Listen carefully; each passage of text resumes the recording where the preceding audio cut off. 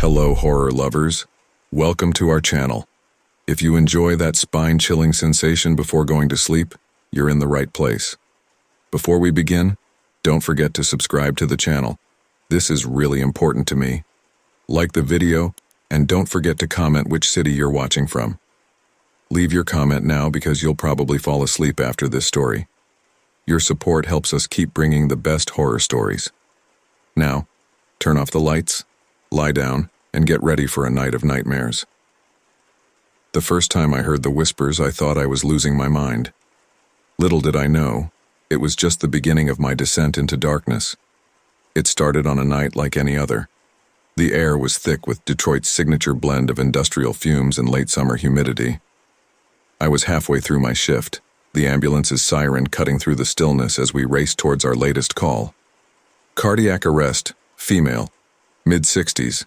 My partner, Mike, shouted over the wail. I nodded, my hands already checking our equipment, mind running through protocols. We screeched to a halt outside a dilapidated apartment complex, the kind of place where hope comes to die. As I stepped out, bag in hand, that's when I heard it. A faint whisper, like a radio caught between stations. Please, not like this, I'm not ready. God, it hurts. I froze, looking around for the source. Did you hear that? I asked Mike. He frowned, already halfway to the building's entrance. Hear what? Come on, we're losing time. Shaking it off, I followed him inside. The whisper grew louder as we climbed the stairs, a haunting litany of fear and regret. By the time we reached the third floor, it was deafening. I don't want to die alone. Please, someone help me. We burst into the apartment to find an elderly woman sprawled on the floor, her neighbor performing clumsy chest compressions. I rushed to take over, my training kicking in despite the cacophony in my head. Ma'am, can you hear me? I called out, even as my hands worked to restart her heart. No response save for that incessant whispering. It's so cold. Is this what dying feels like?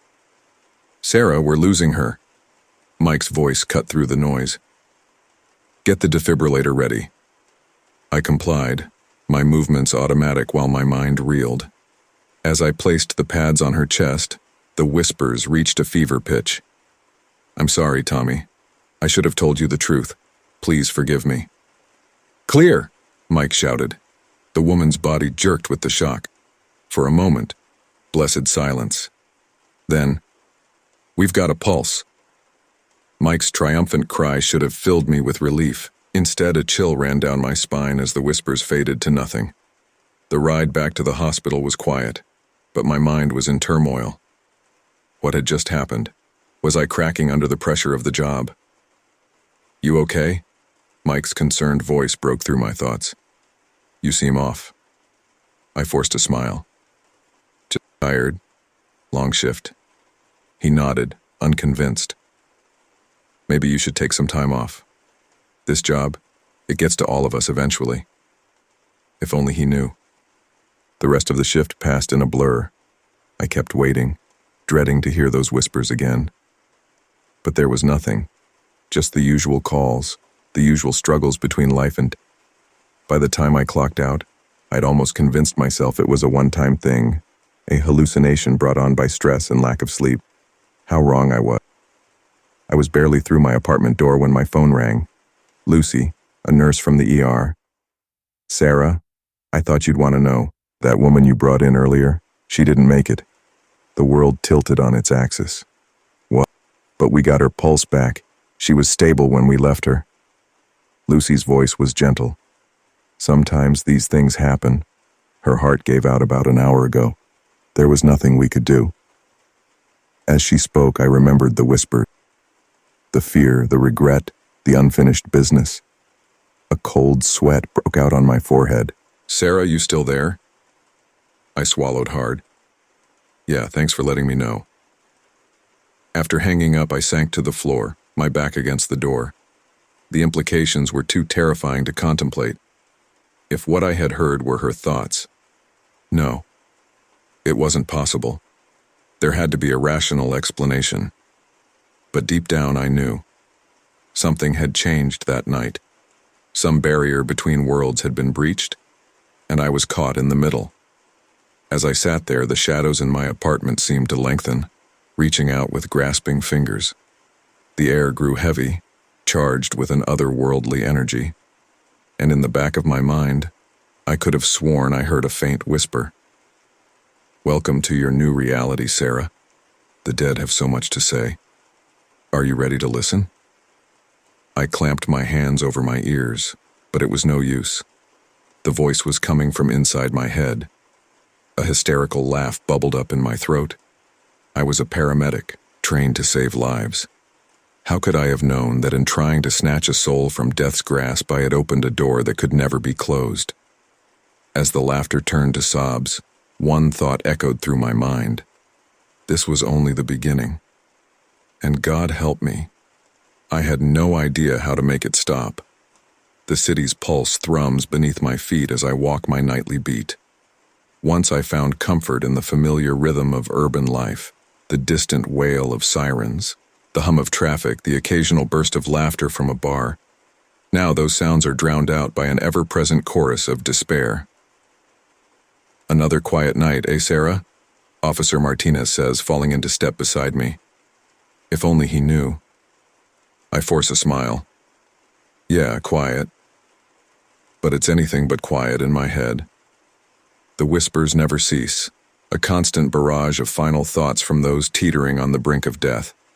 Some are nearby, others miles away, but distance seems to mean nothing to these spectral voices. I can't breathe. Is this how it ends?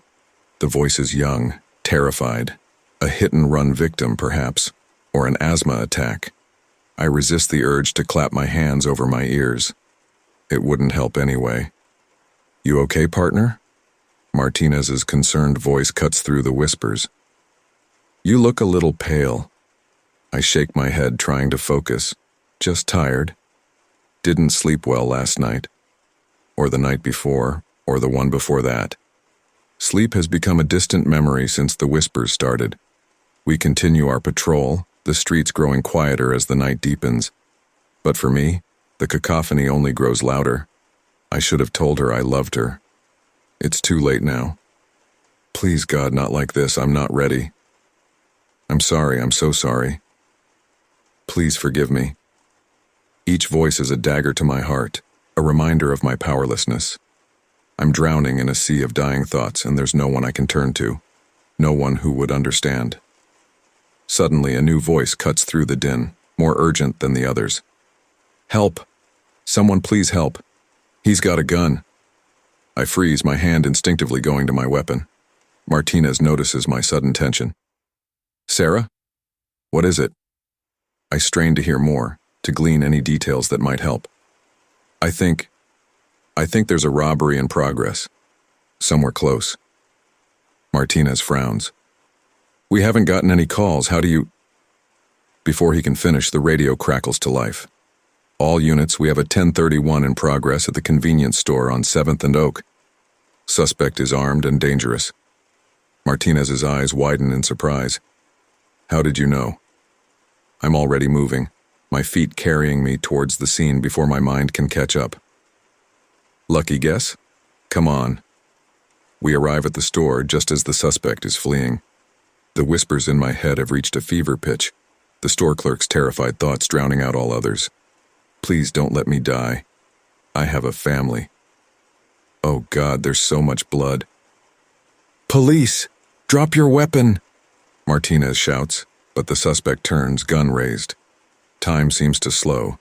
I can hear the suspect's thoughts now, a jumble of panic and determination. Can't go back to jail, won't go back. Rather die. "No," I scream, but it's too late. The suspect's finger tightens on the trigger. 2 shots ring out in quick succession. The suspect falls, and for a moment, blessed silence reigns in my head.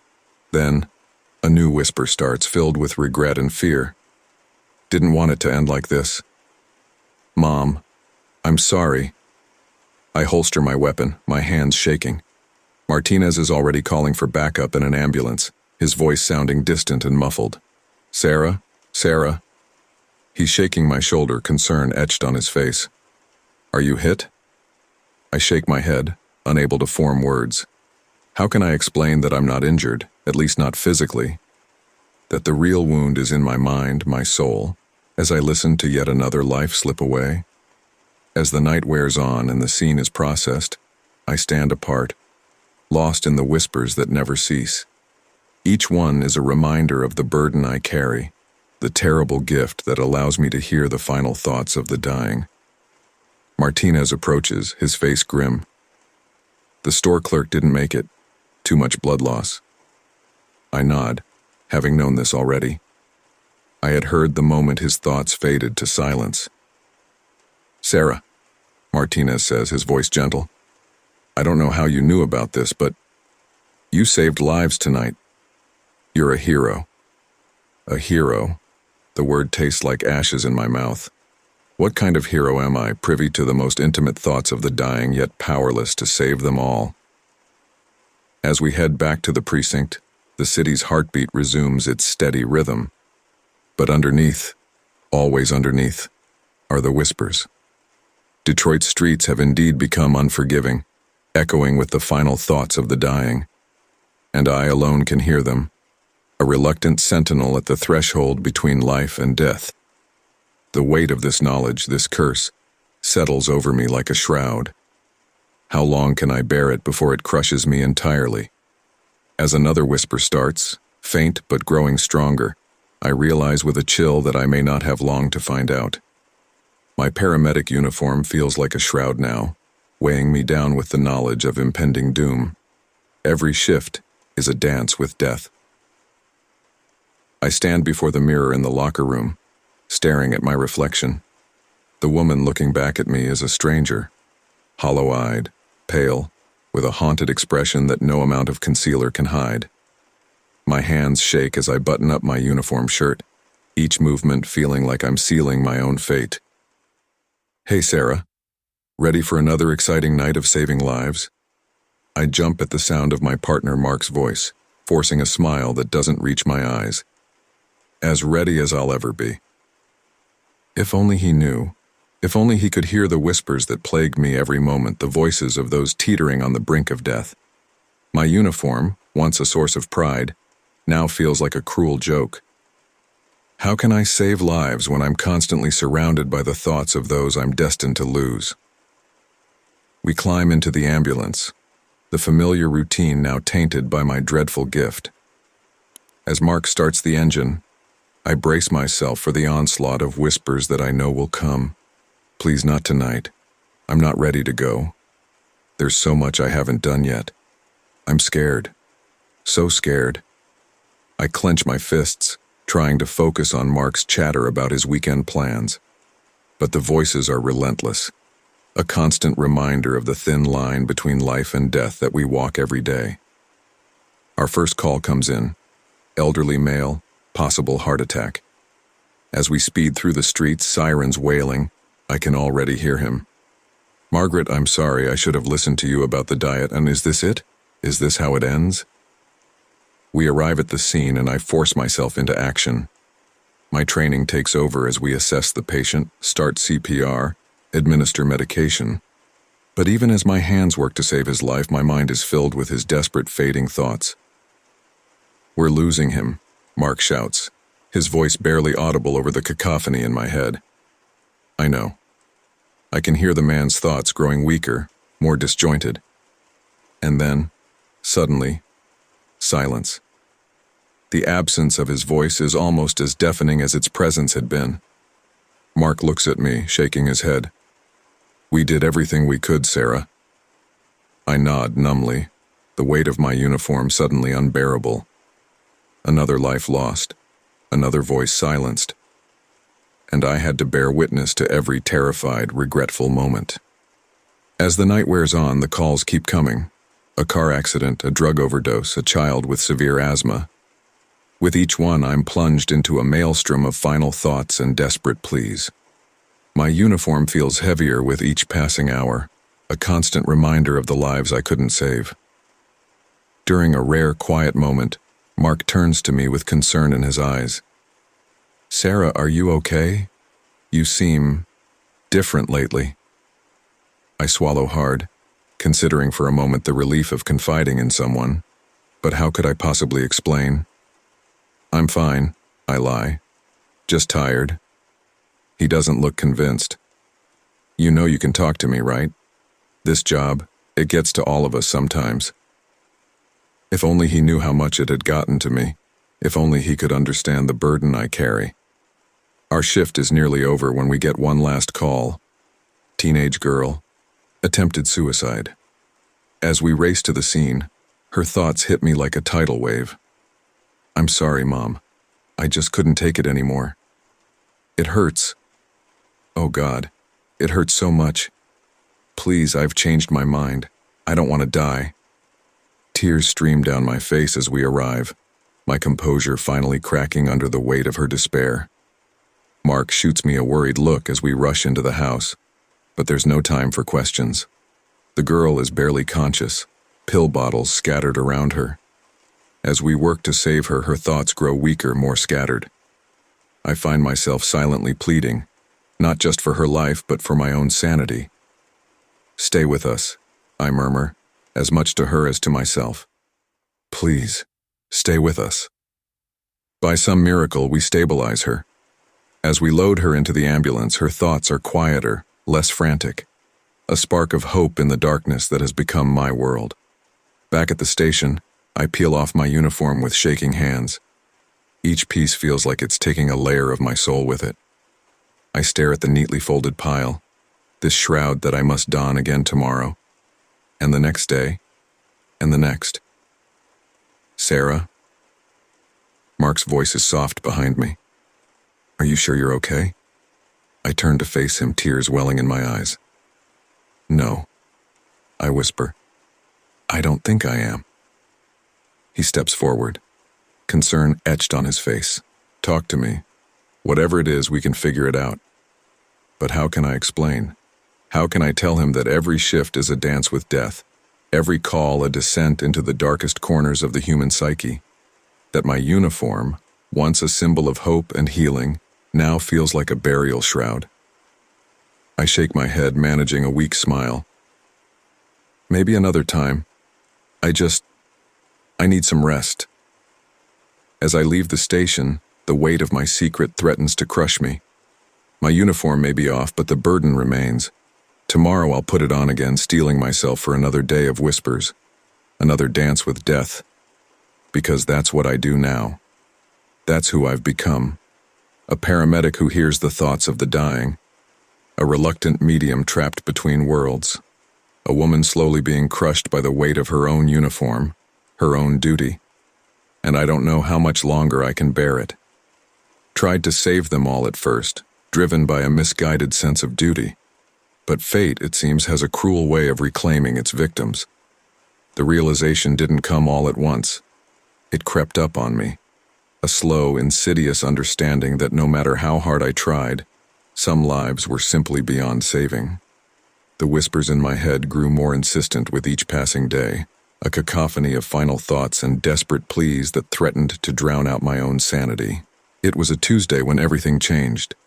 The call came in just as my partner Jake and I were about to end our shift. Multiple vehicle pileup on the highway, the dispatcher's voice crackled over the radio. All units respond. As we sped towards the scene, the whispers started. At first, just a few voices, scared and confused. But as we got closer, they multiplied. A chorus of terror and pain that made my head spin. Oh God, it hurts. Someone help me. My baby. Where's my baby? I don't want to die. Please, I don't want to die. I gripped the dashboard, trying to steady myself. Jake glanced over, concern etched on his face. You okay, Sarah? You look pale. I nodded, not trusting myself to speak. How could I explain the cacophony in my head? The scene that greeted us was chaos incarnate. Twisted metal, shattered glass, the acrid smell of gasoline and fear, and everywhere the whispers of the dying. I threw myself into the fray, desperate to silence the voices, to save as many as I could. I moved from victim to victim, my hands working on autopilot while my mind reeled from the onslaught of final thoughts. A man trapped in a crushed sedan. Tell my wife I love her. God, please let me see her one last time. I worked furiously to free him, ignoring the voice in my head that told me it was already too late. A young woman, barely conscious, her thoughts a jumble of regret and fear. I should have called Mom back. I'm sorry, I'm so sorry. I stabilized her as best I could, silently willing her to hold on.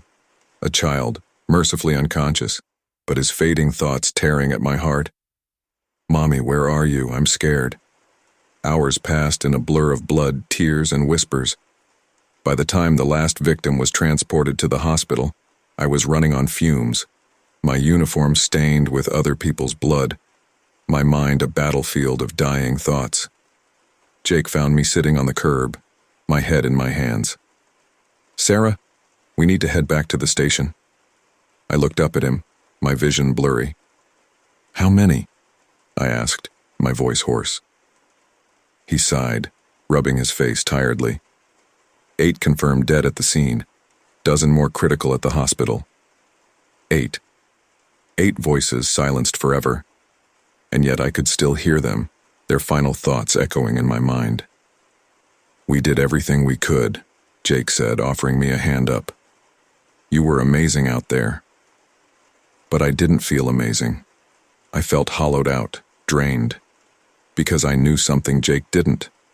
I had heard the thoughts of those 8 people fade away, had felt the moment when their voices went silent.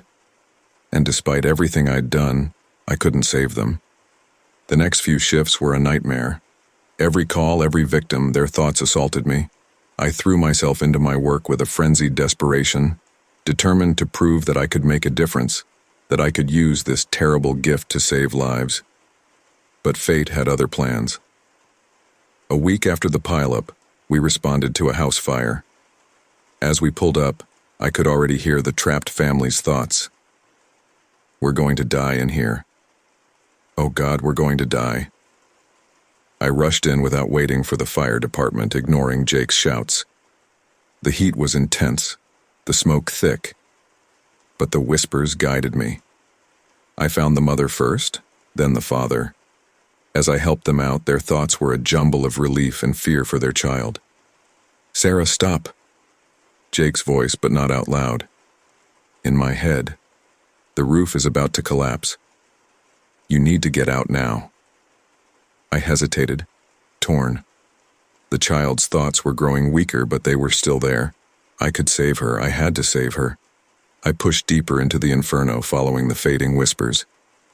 I'm coming, I thought back, not sure if Jake could hear me. I can save her. I found the girl huddled in a closet, barely conscious. As I scooped her up, I heard Jake's frantic thoughts again. Sarah, please. It's too late. You'll both die if you don't get out now. But I couldn't leave her. I wouldn't. We were almost at the door when I heard the ominous crack above us. Time seemed to slow as I looked up to see the ceiling giving way. In that moment, I made a choice. I threw the girl towards the door with all my strength, hoping it would be enough. The last thing I heard before the world went dark was Jake's anguished cry, both in my head and out loud. I woke up in the hospital 3 days later. Jake was by my side, his face a mask of relief and residual fear. You scared the hell out of me, he said, his voice rough. What were you thinking? I couldn't answer. How could I explain that I'd been driven by the whispers, by the desperate need to silence them? That I'd thought I could cheat fate? The girl? I asked instead, my voice barely a whisper. Jake's face fell, and I knew before he spoke. I'm sorry, Sarah. She didn't make it. Smoke inhalation. The words hit me like a physical blow. Despite everything, despite nearly sacrificing myself, I couldn't save her. Fate, it seemed, would not be denied. As I lay there, my body battered and my spirit broken, I finally understood. I couldn't save them all. No matter how hard I tried, no matter how desperately I fought, some lives were simply beyond my reach. The whispers came again, softer now, almost mocking. And I realized that this gift, this curse, wasn't meant to save lives. It was a burden, a terrible knowledge that I would have to bear. From that day forward, I approached my job differently. I still tried to save everyone I could, but I no longer threw myself recklessly into danger. I learned to listen to the whispers, to use them as a guide, but not to let them control me. Because fate, I discovered, has a cruel way of reclaiming its victims, and all I could do was ease their passing and bear witness to their final thoughts, a reluctant medium between the world of the living and the realm of the dead. It's been 3 months since I first heard the whispers, 3 months of sleepless nights, of questioning my sanity, of bearing witness to the most intimate thoughts of those on the brink of death. What started as a faint murmur has grown into a deafening chorus, a constant assault on my psyche that threatens to unravel the very fabric of my being. I stand in front of the bathroom mirror studying my reflection. The woman staring back at me is a stranger, dark circles under her eyes, skin pale and drawn, a haunted look that no amount of makeup can conceal.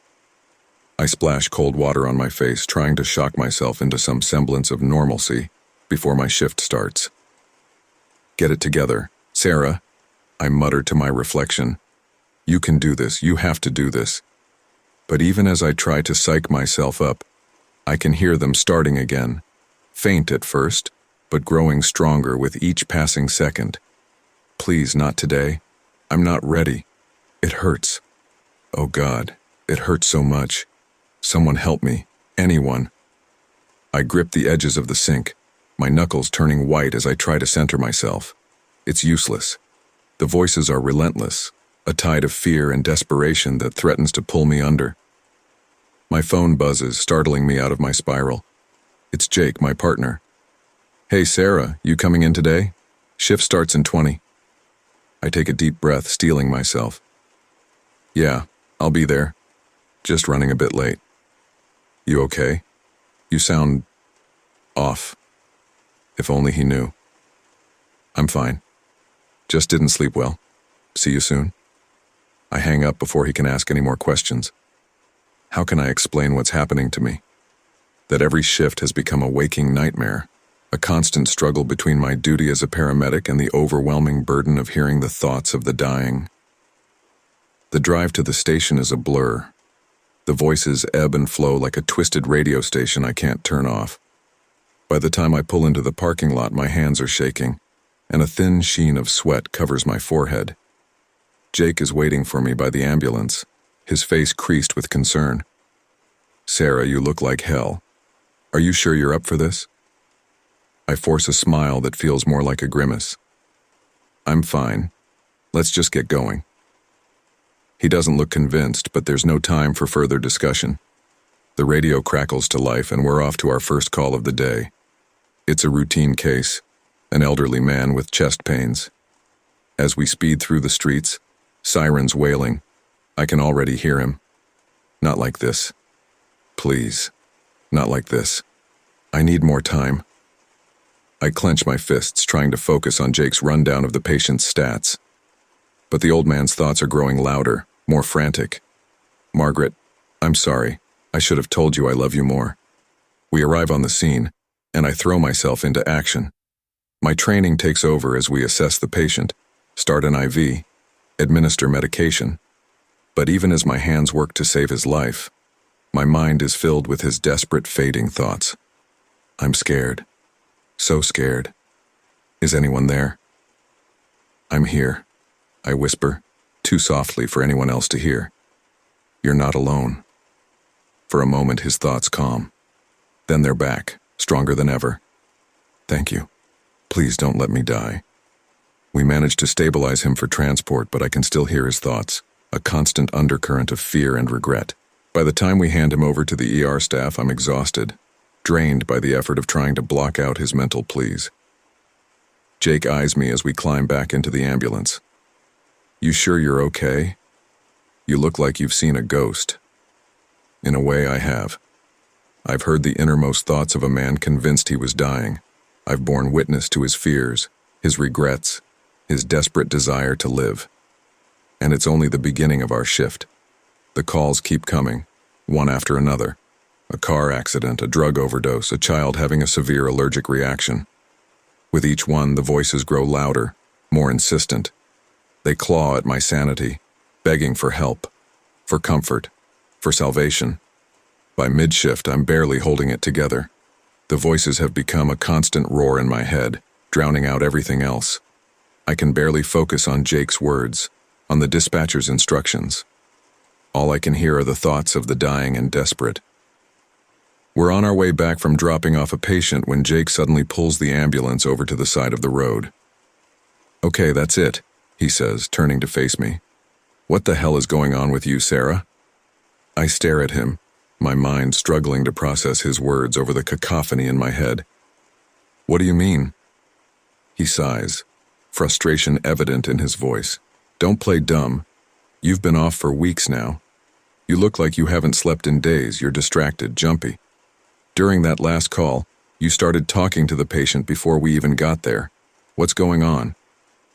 For a moment, I consider telling him everything. The voices, the constant assault of dying thoughts, the crushing weight of knowing things I shouldn't know. But how can I explain something I barely understand myself?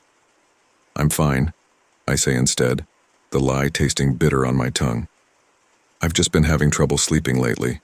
Stress, you know." Jake's expression softens. "Sarah, we've been partners for 3 years. I know when something's wrong. Whatever it is, you can tell me. I'm here for you." His kindness almost breaks me. Tears well up in my eyes and I have to look away. I can't," I whisper. "You wouldn't understand." He reaches out, placing a comforting hand on my shoulder. "Try me." But before I can respond, the radio crackles to life. "Unit 17, we have a multiple casualty situation at the downtown mall. Possible active shooter. All units respond." The voices in my head explode into a frenzy of terror and pain. Dozens, maybe hundreds of voices, all screaming for help, for mercy, for salvation. Oh God, there's so much blood. Please, I don't want to die. My children. Where are my children? I clutch my head, a low moan escaping my lips. Jake looks at me, alarm clear on his face, but there's no time for questions. He flips on the sirens, and we're racing towards what promises to be a nightmare beyond imagining. The scene at the mall is chaos incarnate. Police cars everywhere, people running and screaming. The air thick with fear and gunpowder. And the voices. Dear God, the voices. They're deafening now. A tsunami of terror and agony that threatens to sweep away the last remnants of my sanity. Jake and I leap into action, triaging victims, providing what care we can. But for every person we help, there are dozens more crying out in my mind, begging for assistance I can't provide. It hurts. Please make it stop. I'm so cold. Why am I so cold? Mom, Dad, I'm sorry. I love you. I move from victim to victim in a daze, my actions automatic while my mind reels from the onslaught of dying thoughts. Jake keeps shooting me worried glances, but there's no time for explanations. Hours pass in a blur of blood and whispers. By the time the situation is under control, I'm running on fumes, my uniform stained with other people's blood, my mind a battlefield of dying thoughts. As we're packing up to leave, Jake pulls me aside. Sarah, we need to talk. I nod numbly, too exhausted to argue. We climb into the ambulance, but Jake doesn't start the engine. Instead, he turns to face me, his expression a mix of concern and determination. What happened in there? He asks softly. And don't tell me it was nothing. I saw you. You were talking to patients before we even reached them.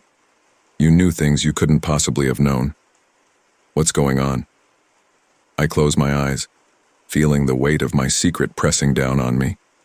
The voices have quieted to a dull roar, but they're still there, always there.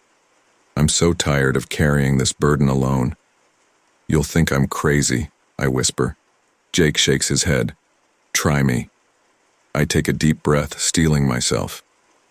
I can hear them, Jake. The patients. I can hear their thoughts.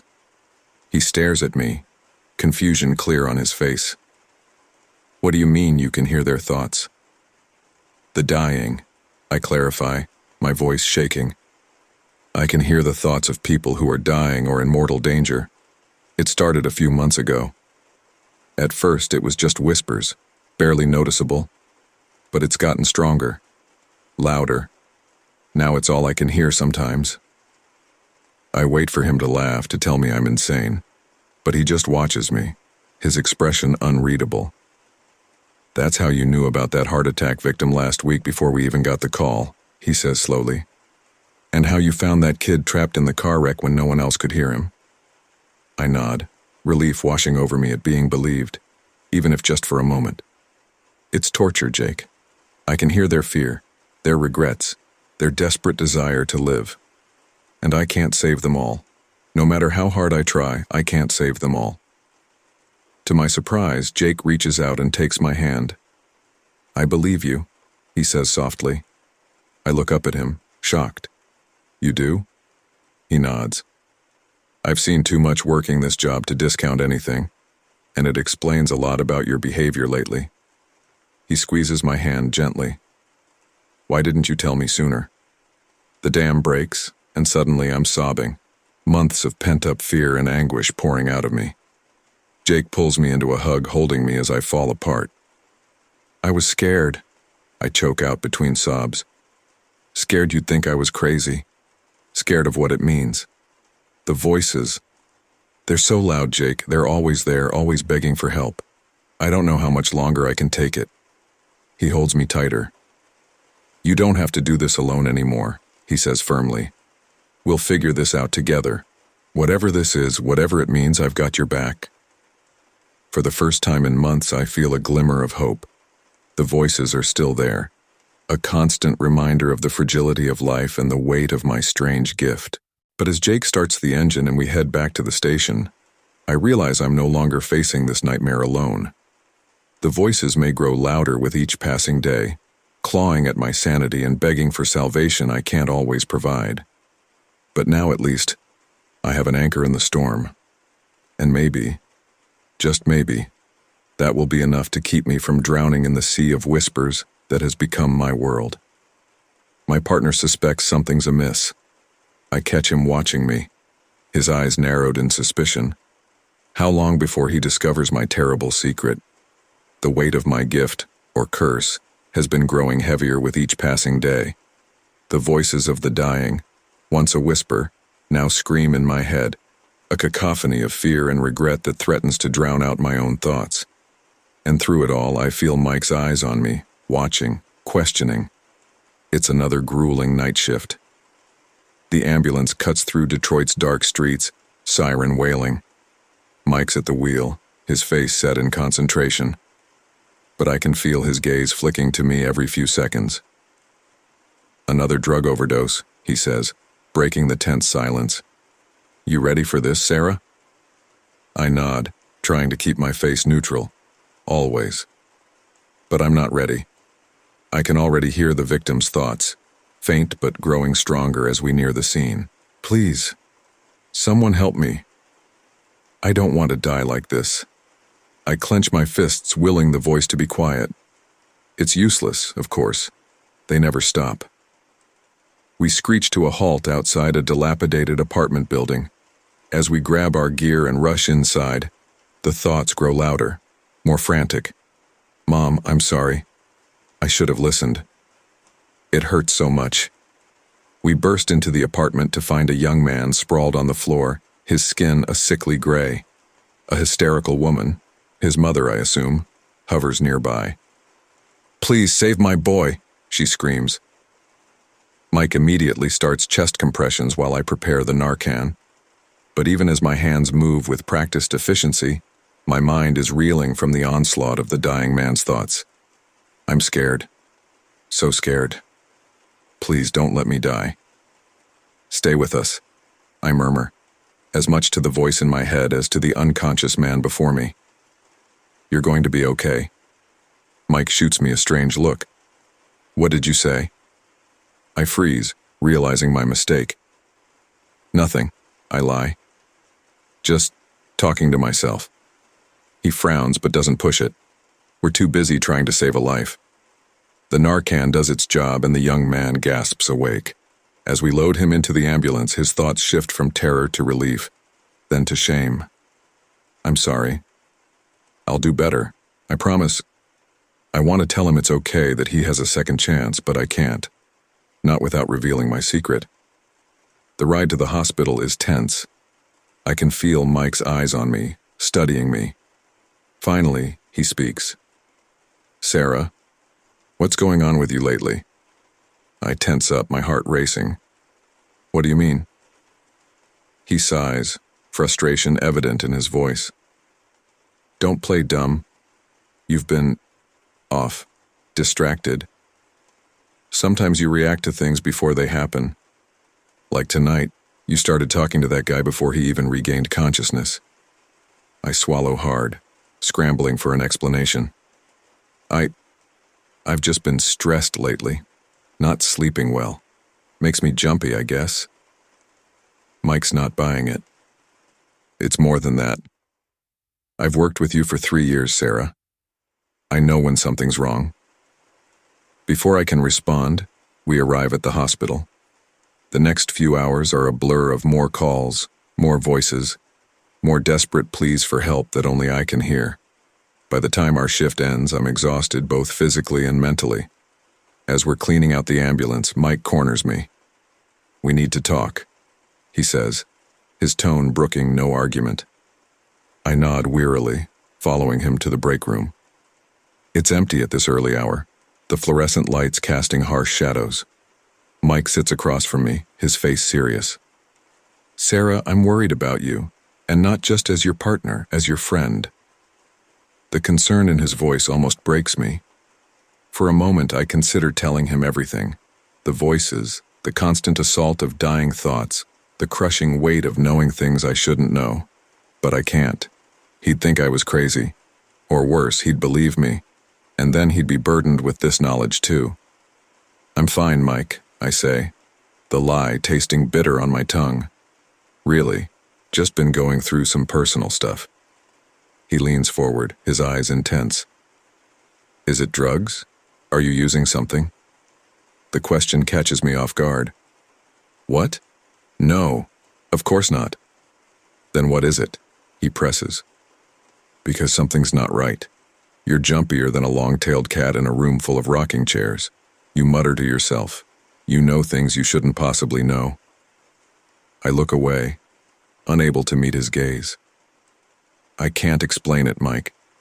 Please, just trust me. I'm dealing with it. He's quiet for a long moment. When he speaks again, his voice is soft.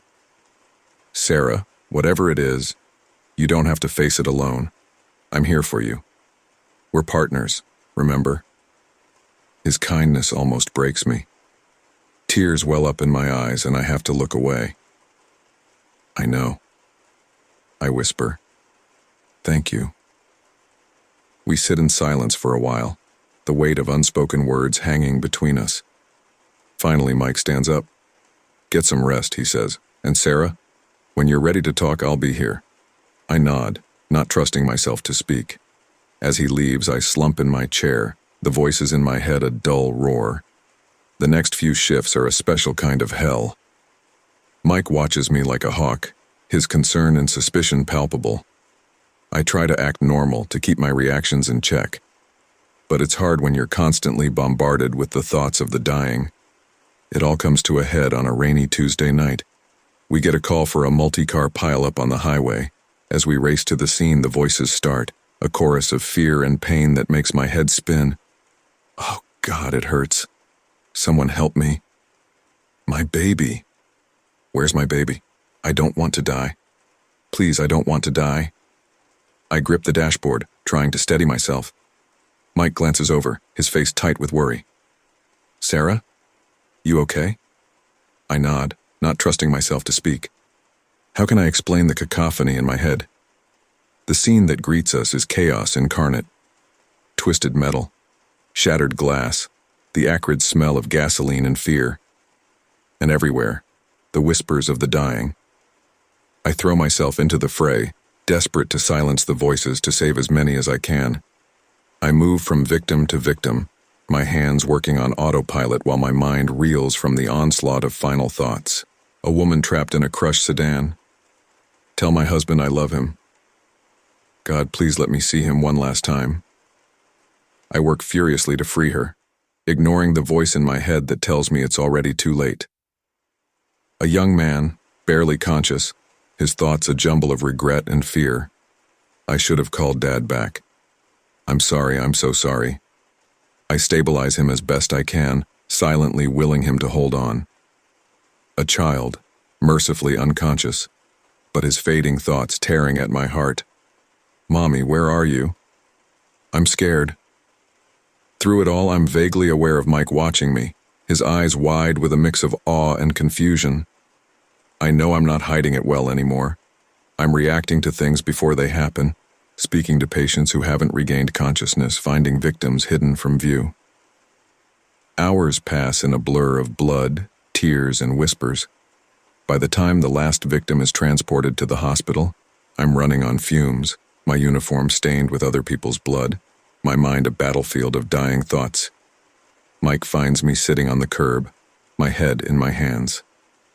Sarah? His voice is gentle, cautious. We need to talk. I look up at him, too exhausted to pretend anymore. Yeah, I whisper. I guess we do. He sits beside me, close but not touching. For a long moment, neither of us speaks. Then, you can hear them, can't you? Mike's voice is barely audible over the din of the cleanup crews. The victims. You can hear their thoughts. A hysterical laugh bubbles up in my throat. Of course he figured it out. He's always been too smart for his own good. Yes, I admit, the word feeling like a weight lifting off my chest. I can hear them, the dying, the ones in mortal danger. I hear their thoughts, their fears, their last regrets. I wait for him to laugh, to tell me I'm insane. But he just watches me, his expression unreadable. How long? He asks. A few months, I say. It started as whispers, barely noticeable, but it's gotten stronger, louder. Now it's all I can hear sometimes. Mike nods slowly, processing. That's how you knew about that heart attack victim last week before we even got the call. And how you found that kid trapped in the car wreck when no one else could hear him. I nod, relief washing over me at being believed even if just for a moment. It's torture, Mike. I can hear their fear, their regrets, their desperate desire to live. And I can't save them all. No matter how hard I try, I can't save them all. To my surprise, Mike reaches out and takes my hand. I believe you, he says softly. I look up at him, shocked. You do? He nods. I've seen too much working this job to discount anything, and it explains a lot about your behavior lately. He squeezes my hand gently. Why didn't you tell me sooner? The dam breaks, and suddenly I'm sobbing, months of pent-up fear and anguish pouring out of me. Mike pulls me into a hug, holding me as I fall apart. I was scared, I choke out between sobs. Scared you'd think I was crazy. Scared of what it means. The voices. They're so loud, Mike. They're always there, always begging for help. I don't know how much longer I can take it. He holds me tighter. You don't have to do this alone anymore, he says firmly. We'll figure this out together. Whatever this is, whatever it means, I've got your back. For the first time in months, I feel a glimmer of hope. The voices are still there, a constant reminder of the fragility of life and the weight of my strange gift. But as we climb back into the ambulance and head back to the station, I realize I'm no longer facing this nightmare alone. My partner suspected something was amiss, and he was right. He discovered my terrible secret. But instead of running away, he's standing by my side, ready to face whatever comes next. As we drive through the quiet pre-dawn streets, I close my eyes, allowing myself a moment of peace. The voices are still there, a constant undercurrent of fear and pain. But now, there's a new voice cutting through the chaos. Mike's voice, steady and sure. We've got this, Sarah. Together. And for the first time since this all began, I start to believe that maybe, just maybe, I've started avoiding mirrors. The person staring back at me is a stranger, her eyes haunted by the echoes of 1,000 dying breaths. It's been 6 months since the whisper started. 6 months of sleepless nights, of hearing the final thoughts of those teetering on the brink of death. 6 months of watching myself slowly disappear, replaced by this hollow-eyed stranger who bears my name, but not my soul. I stand in the bathroom of the EMS station, my hands gripping the edge of the sink. The mirror looms before me, covered by the towel I draped over it when I first came in. It's become a ritual now, this avoidance of my own reflection. But today, something compels me to look. Slowly, hesitantly, I reach up and pull the towel away. The face that greets me is barely recognizable. Sunken cheeks, dark circles under eyes that seem too large for my face, skin pale and drawn. But it's the eyes that terrify me the most. They're haunted, filled with a knowledge no one should possess. "Who are you?" I whisper to my reflection. "What have you become?" As if in answer, the whispers start again. Faint at first, but growing stronger with each passing second. "Please, not today. I'm not ready. It hurts. Oh God, it hurts so much. Someone help me. Anyone." I clamp my hands over my ears, a futile attempt to block out the voices that come from inside my own head. "Stop," I plead. "Please, just stop." A knock at the door startles me out of my spiral. "Sarah, you okay in there?" It's Mike, my partner. Concern laces his voice. I take a deep breath, trying to compose myself. "Yeah, I'm fine. Be out in a minute." "Okay, we've got a call. Possible stroke at the nursing home on 5th. I'll be right there." I hear his footsteps retreat. Turning back to the mirror, I splash some cold water on my face, trying to shock some life back into my features. It doesn't help much, but it's the best I can do. As I exit the bathroom, I catch Mike watching me, his brow furrowed with worry. He's known about my gift for a month now, ever since that horrific pileup on the highway where I couldn't hide it anymore. He's been supportive, but I can see the toll it's taking on him too. "Ready?" he asks, tossing me the keys to the ambulance. I nod, not trusting myself to speak. As we climb into the rig, I can already hear the thoughts of our patient, faint but growing stronger. What's happening to me? I can't move my arm. "Helen, where are you? I need you." I grip the steering wheel tighter, forcing myself to focus on the road as we speed towards the nursing home. Mike keeps shooting me concerned glances.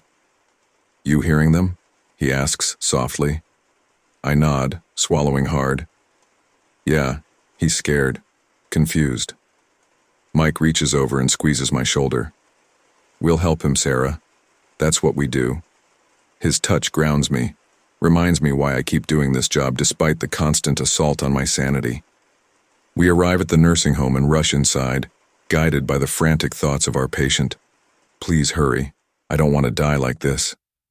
We find him in his room, slumped in a chair, right side of his face drooping. As we work to assess and stabilize him, his thoughts become a constant stream in my head. "Thank you. Please help me. I'm so scared." "You're going to be okay," I murmur, as much to the voice in my head as to the man before me. "We've got you." Mike glances at me, understanding in his eyes. He knows I'm not just reassuring the patient, but responding to thoughts he can't hear. We manage to stabilize him for transport, but his thoughts remain a constant undercurrent as we race to the hospital. By the time we hand him over to the ER staff, I'm exhausted, drained by the effort of trying to block out his mental pleas. As we head back to the ambulance, Mike pulls me aside. "You need a break," he says firmly. "Let's grab some coffee." I want to protest, to say we should get back in service. But the truth is, I'm running on fumes. I nod, allowing him to lead me to the hospital cafeteria. We sit in silence for a while, the bitter hospital coffee doing little to revive me. Finally, Mike speaks.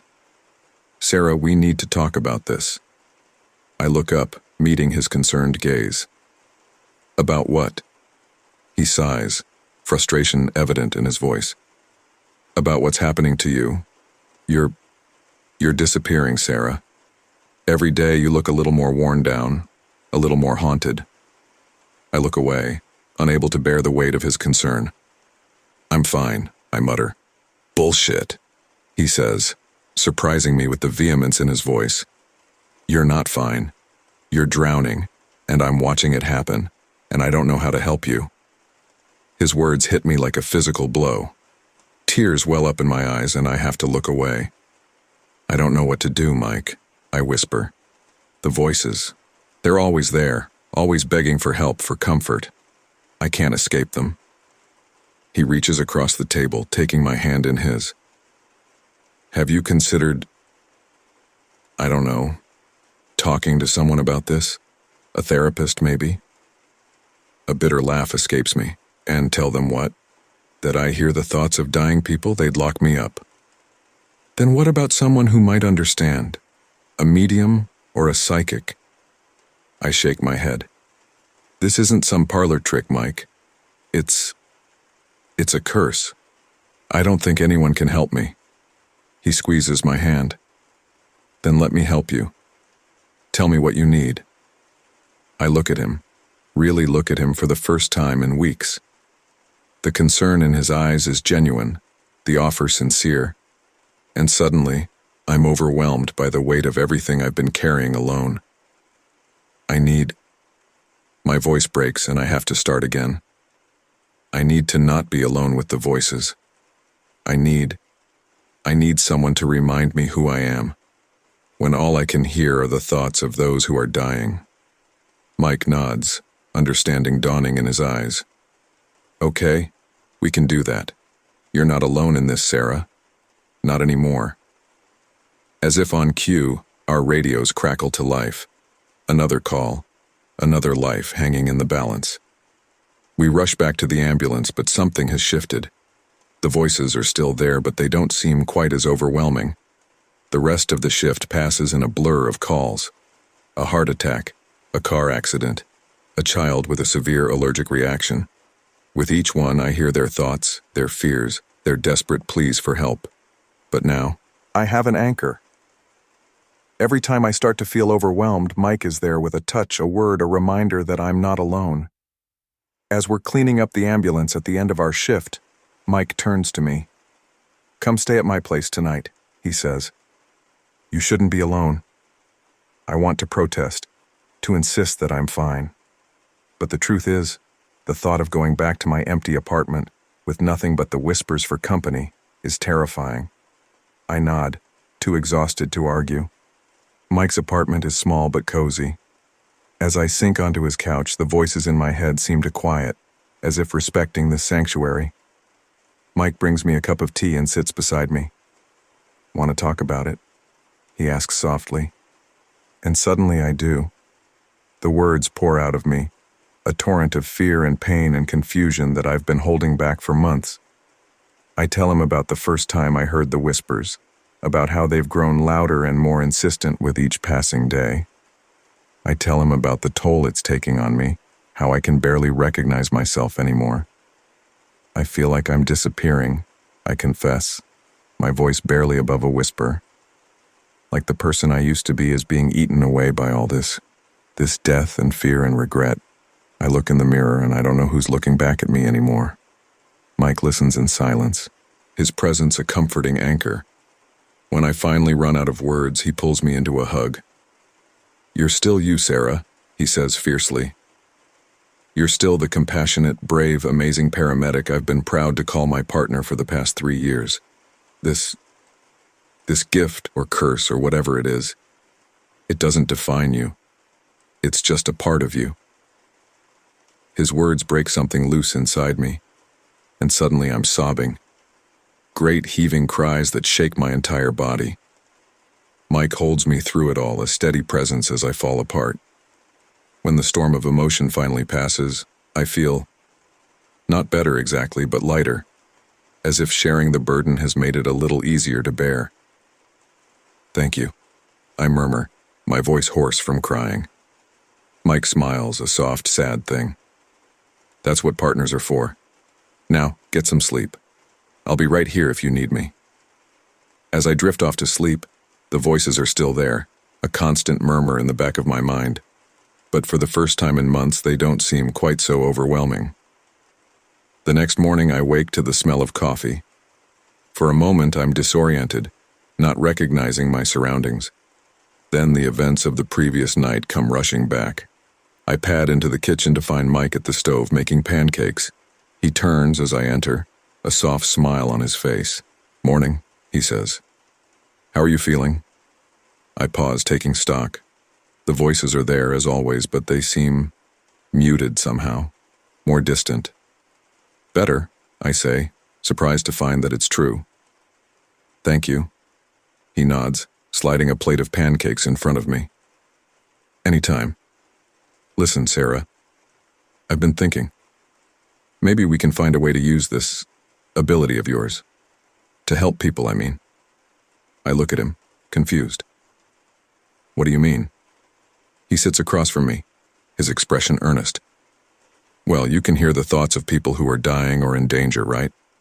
Maybe we can use that to save more lives, to get to people faster, or to understand what they need when they can't communicate." The idea is both terrifying and exhilarating. I don't know, Mike, it's not exactly something I can control. He reaches across the table, taking my hand. "We'll figure it out together. The point is, this doesn't have to be just a burden. It can be a gift too, a way to help even more people." As his words sink in, I feel something I haven't felt in months. Hope. Maybe he's right. Maybe this ability, as terrifying and overwhelming as it is, can be used for good. "Okay," I say, squeezing his hand. "Let's try." After breakfast, I find myself in front of the bathroom mirror. For the first time in months, I really look at my reflection. The haunted eyes are still there, the weight of knowledge no one should possess. But there's something else too. A spark of determination, of purpose. The woman in the mirror is still a stranger in many ways. But maybe, just maybe, she's someone I can learn to live with. Someone who can use this terrible gift to make a difference. As I turn away from the mirror, the whispers start again. But this time, instead of fearing them, I listen. Really listen. Because each whisper is a life, a story, a chance to help. And for the first time since this all began, I don't feel like I'm disappearing. I'm changing, yes. But I'm still here. Still Sarah. Still fighting. The person in the mirror may be a stranger, her eyes haunted by the echoes of 1,000 dying breaths. But she's also a survivor, a healer, and maybe, just maybe, a hero in the making. The city's underbelly pulses with a sinister energy. I can feel it now, a malevolent force that's been lying dormant for generations. It's been 9 months since I first heard the whispers of the dying. 9 months of sleepless nights, of bearing witness to the final thoughts of those teetering on the brink of death. But lately something's changed. The voices are different, tinged with a darkness I can't explain, and beneath it all I sense something stirring in the shadows of Detroit, something ancient and hungry. I'm standing at the window of my apartment, looking out over the city skyline. The lights twinkle innocently, but I know better now. I can feel the pulse of something sinister beneath the concrete and steel. My partner Mike is sprawled on my couch, poring over old newspapers and city records. He's been helping me research, trying to make sense of this new development in my gift. "Sarah," he calls out, his voice tight with excitement or fear. I'm not sure which. "I think I found something." I turn from the window, crossing the room to peer over his shoulder. He's pointing at an old article, the paper yellowed with age. "Look at this," he says. "A series of unexplained deaths in 1923. The victims were all found with expressions of extreme terror on their faces, but no visible cause of death." I scan the article, a chill running down my spine. "It's similar to those cases we've been seeing lately," I murmur. Mike nods grimly. "And look at this." He flips to another article, this one from 1872. Same thing. A cluster of mysterious deaths, all with the same MO. "It's a pattern," I whisper, the realization hitting me like a physical blow. Whatever this is, it's been here for a long time. Before Mike can respond, the whispers start. But these aren't like the usual voices of the dying. These are darker, filled with a terror that goes beyond the fear of death. It's coming. Oh God, it's coming for me. The shadows. They're alive. Please, someone help me. I can feel it. It's feeding on my fear. I grip the edge of the table, my knuckles turning white. Mike is on his feet in an instant, his hand on my shoulder. Sarah, what is it? What do you hear? I shake my head, trying to make sense of the cacophony in my mind. Something's wrong, Mike. These voices, they're different. They're not just afraid of dying. They're terrified of something else. As if on cue, our radios crackle to life. Unit 17, we have a report of a possible cardiac arrest at 1242 Elm Street. Caller reports strange circumstances. Proceed with caution. Mike and I exchange a look. We both know this isn't going to be a routine call. The drive to the address is tense. The city seems different tonight, the shadows deeper, the air heavy with a malevolence I can almost taste. As we near our destination, the whispers in my head grow louder, more frantic. It's here. It's in the room with me. I can't move. Why can't I move? The darkness. It's alive. We pull up to a dilapidated Victorian house, its windows dark and forbidding. As we grab our gear and approach the front door, I can feel Mike's eyes on me. What are you hearing? He asks softly. I swallow hard, trying to keep my voice steady. Nothing good. Be ready for anything. We knock on the door, but there's no response. After a moment, Mike tries the handle. It swings open with an ominous creak. The interior of the house is pitch black and eerily silent. As we step inside, flashlights sweeping the room.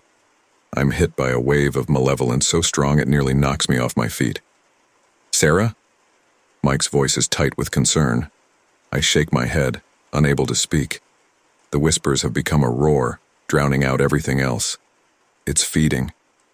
Oh God, it's feeding on us. Run, you have to run before it's too late. The shadows, they're everywhere. We make our way up the stairs, following standard protocol despite the growing sense of wrongness. At the top of the stairs, a door stands ajar. As we approach, I can feel the malevolence growing stronger. In here, I whisper, my voice barely audible. Mike nods, his face set in grim determination. We push the door open, flashlights illuminating the scene before us. A man lies on the floor, his eyes wide and staring, his face frozen in an expression of pure terror.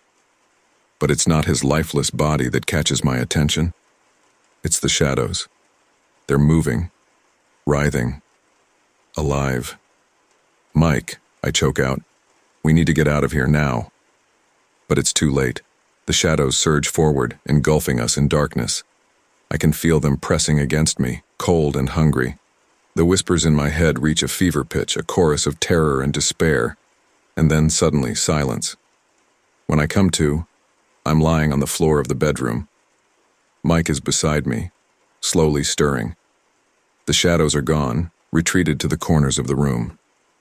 The man on the floor remains lifeless, his expression of terror a grim reminder of what we've just encountered. What was that? Mike groans, sitting up slowly. I shake my head, my mind reeling.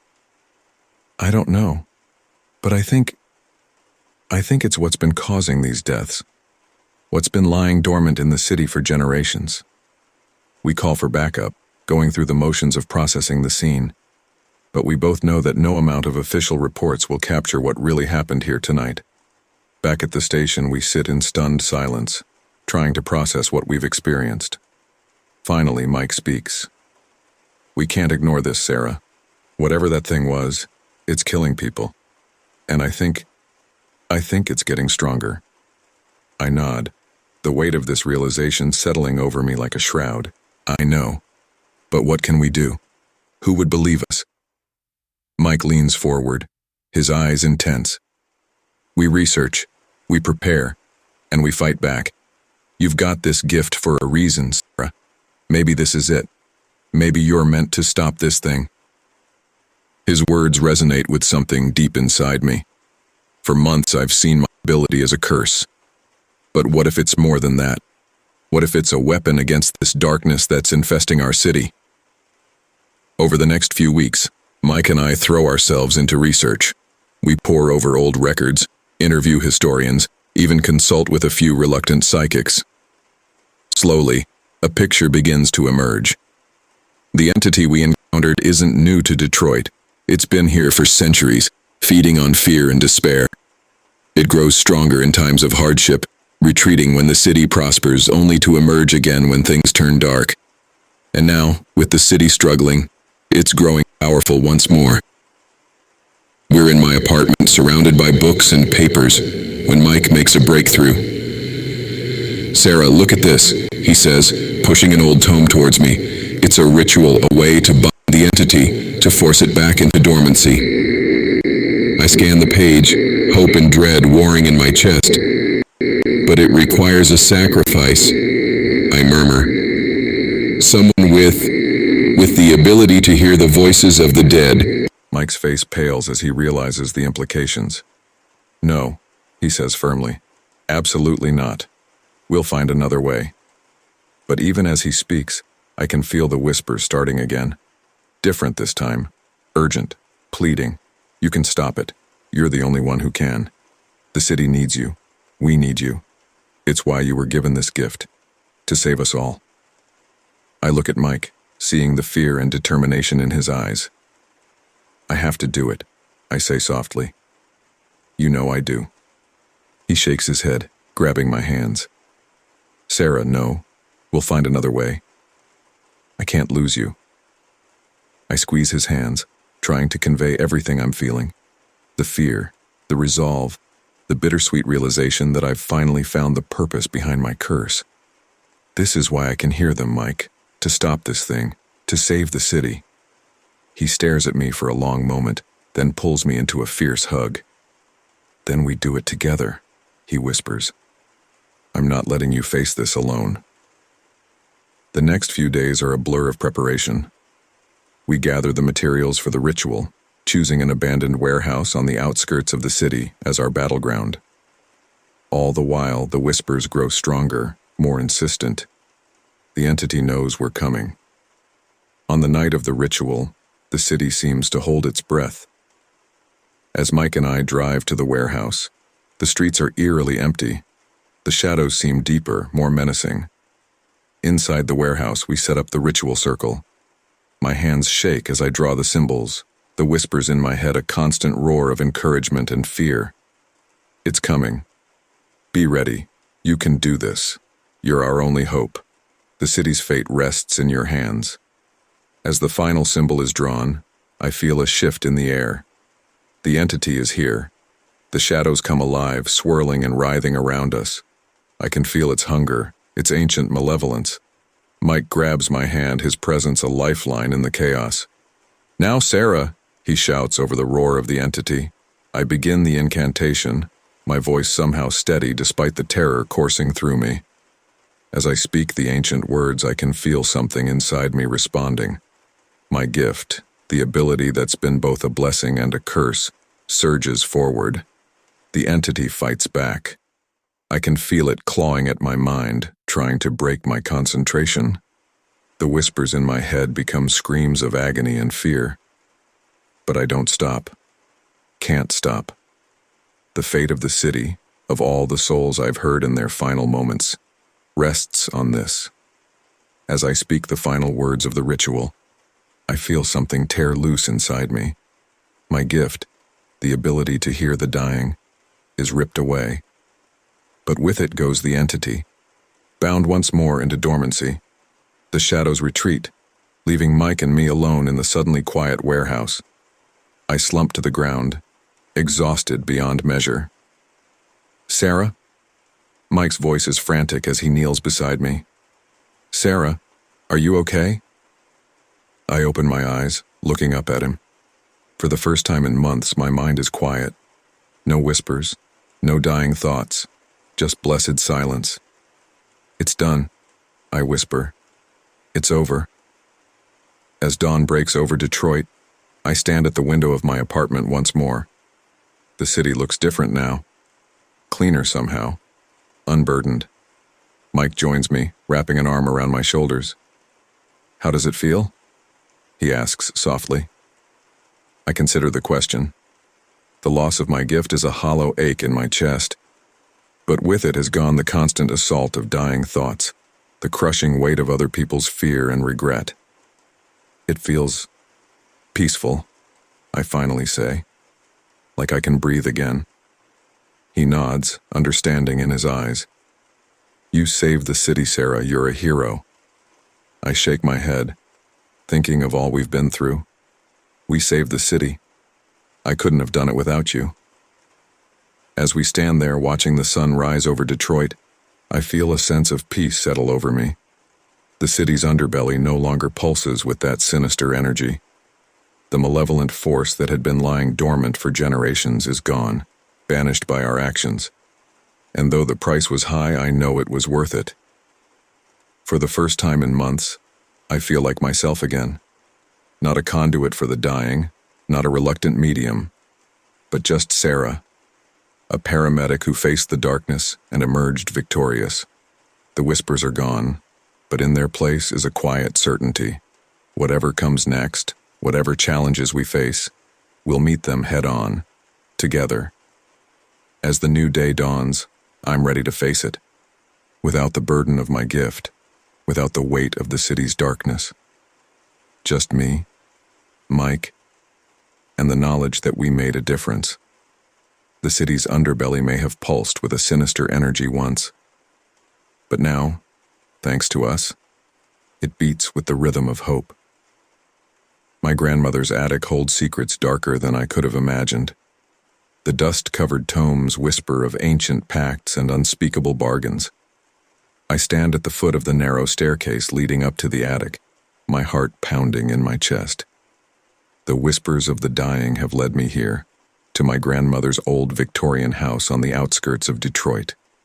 For months, I've been hearing the thoughts of those on the brink of death, a gift that has slowly been driving me to the brink of sanity. But lately, the voices have been different, urgent, directing. The answers lie in the attic. They've been telling me, your legacy awaits. Taking a deep breath, I begin to climb the creaking stairs. Each step feels like a journey into the unknown, the air growing thicker and mustier as I ascend. As I reach the top, I fumble for the light switch, flooding the space with a dim, yellowish glow. The attic is crowded with the detritus of generations, old furniture draped in sheets, boxes of yellowing papers, trunks filled with who knows what. But my eyes are drawn to a far corner, where a large, ornate bookcase stands partially hidden behind a stack of paintings. As I approach, the whispers in my head grow louder, more insistent. There, the red leather book. Your answers lie within. With trembling hands, I reach for the tome they're directing me to. It's heavy, the leather cracked with age. As I pull it from the shelf, a cloud of dust rises, making me cough. "Sarah? Are you up there?"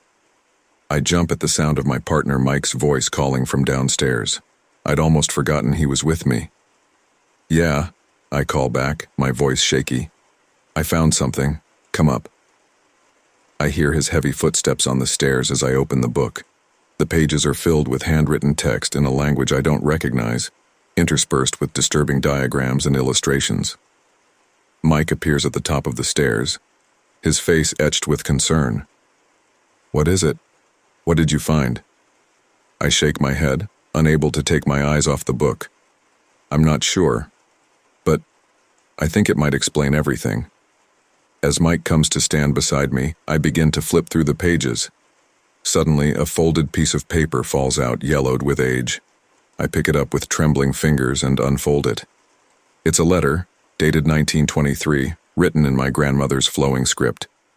"My dearest Sarah," it begins, and I feel a chill run down my spine. How could my grandmother have written a letter to me nearly a century ago? I read on, my voice barely above a whisper. "If you're reading this, then the gift has awakened in you, as I always feared it would. The ability to hear the thoughts of the dying is both a blessing and a curse, one that has been passed down through the women of our family for generations.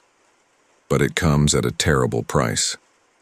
In 1823, our ancestor, Elizabeth Blackwood, made a pact with an entity beyond human comprehension. In exchange for the power to save her dying child, she agreed that the women of her line would serve as conduits between the world of the living and the dead. But the entity's hunger is never satisfied, and with each generation, its hold on our family grows stronger. The book you hold contains the history of our family's bargain, and the rituals we've used to keep the entity at bay. But be warned, Sarah. The more you use this gift, the stronger the entity becomes. And if it ever breaks free from its bonds, the consequences will be catastrophic. I'm sorry to place this burden on you, my dear, but you are stronger than you know. Trust in yourself and in those who love you. You are our last hope. With all my love, your grandmother, Margaret Blackwood. As I finish reading, I look up at Mike, my mind reeling. His face is pale, his eyes wide with shock. Sarah, he says slowly. What does this mean? I shake my head, trying to process the implications of what I've just read. It means that this gift isn't random. It's a family legacy, and it's tied to something dangerous. Mike takes the letter from my shaking hands, reading it over again. An entity? He asks. What kind of entity? I don't know, I reply, turning back to the book. But I think the answers might be in here. For the next several hours, Mike and I pore over the ancient tome. The more we read, the more horrifying the truth becomes. The entity my ancestor made a pact with is an ancient, malevolent force that feeds on the fear and pain of dying souls. Our family's gift allows it to taste these emotions, sustaining it in its otherworldly prison. But with each passing generation, its bonds have weakened. So every time you hear someone's dying thoughts, Mike says, his voice hollow, you're essentially feeding this thing? I nod, feeling sick to my stomach. And the more I use this ability, the stronger it gets.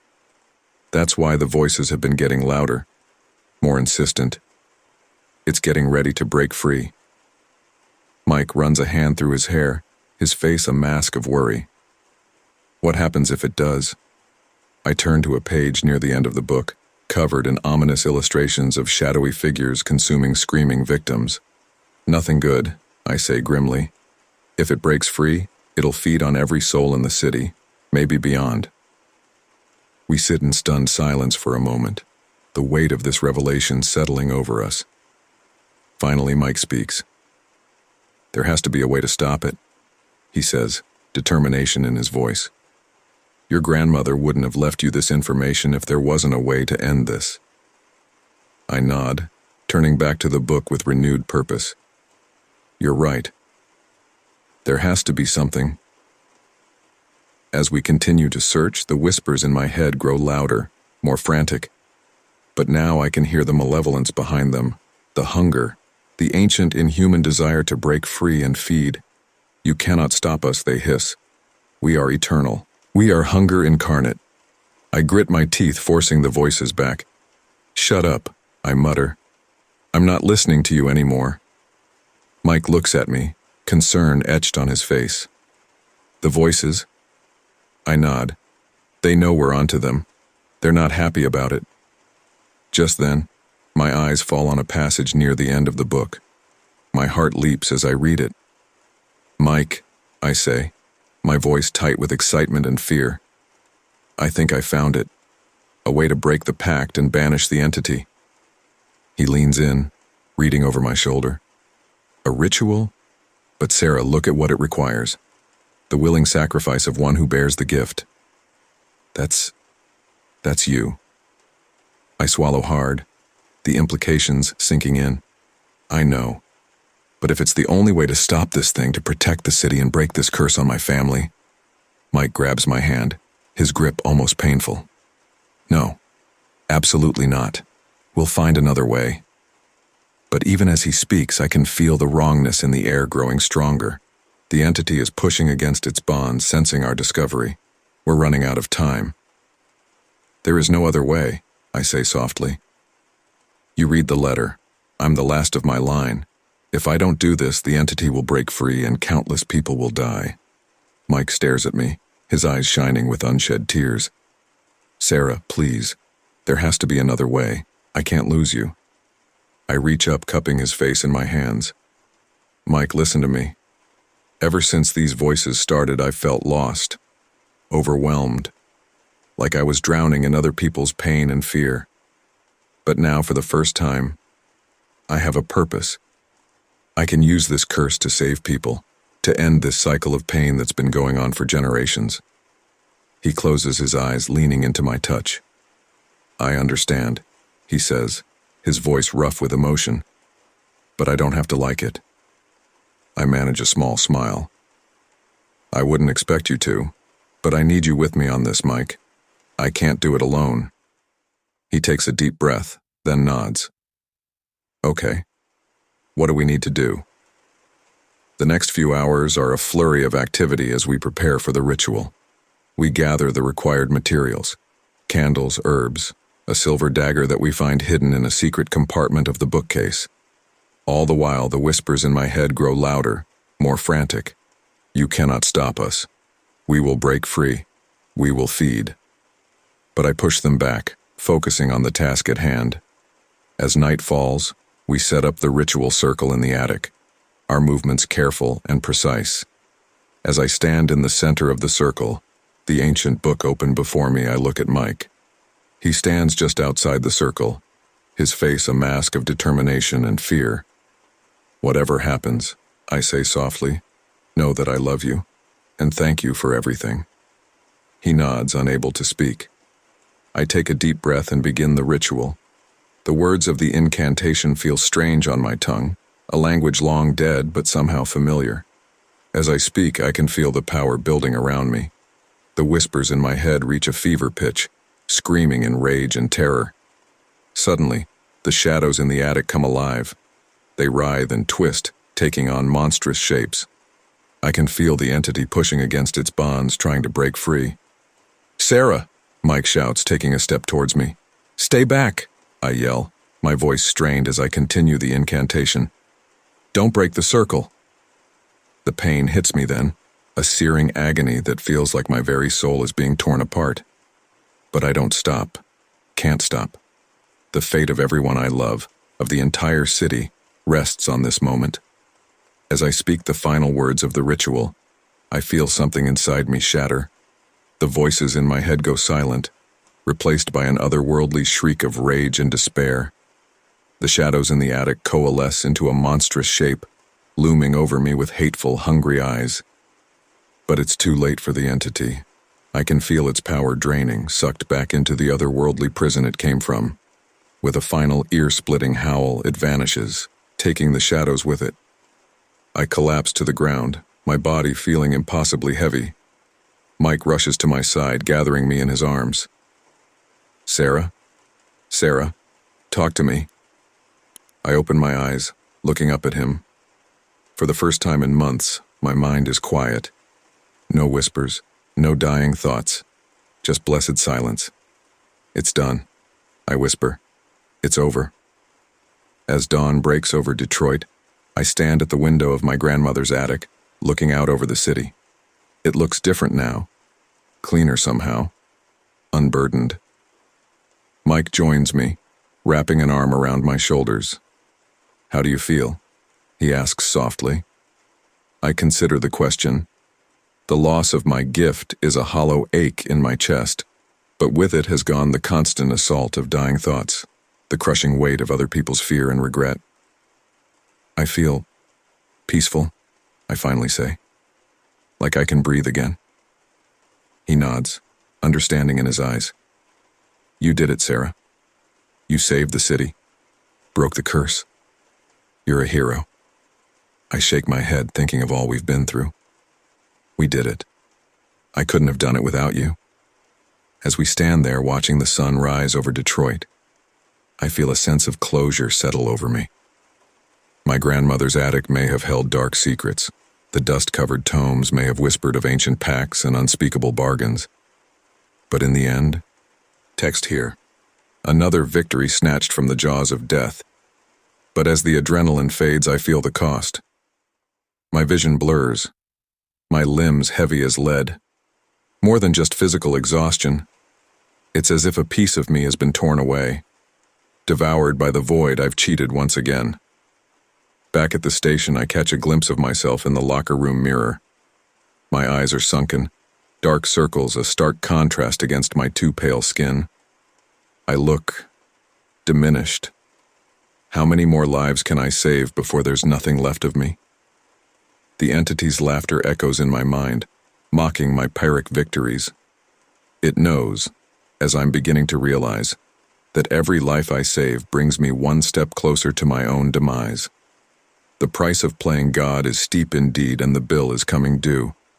I slump against the cool metal of the lockers, wondering how long I can keep this up. But even as despair threatens to overwhelm me, I hear the alarms blare once more. Another call, another life hanging in the balance. With a weary sigh, I straighten my uniform and head out. The game continues, and I'm not ready to forfeit just yet. But with each passing day, the question looms larger. When will the cost of saving others become too high to bear? The entity reveals itself in glimpses, a shadow in my peripheral vision, a cold breath on my neck. It's always watching, always waiting. I slouch in the break room chair, nursing a lukewarm cup of coffee that tastes more like ash than caffeine.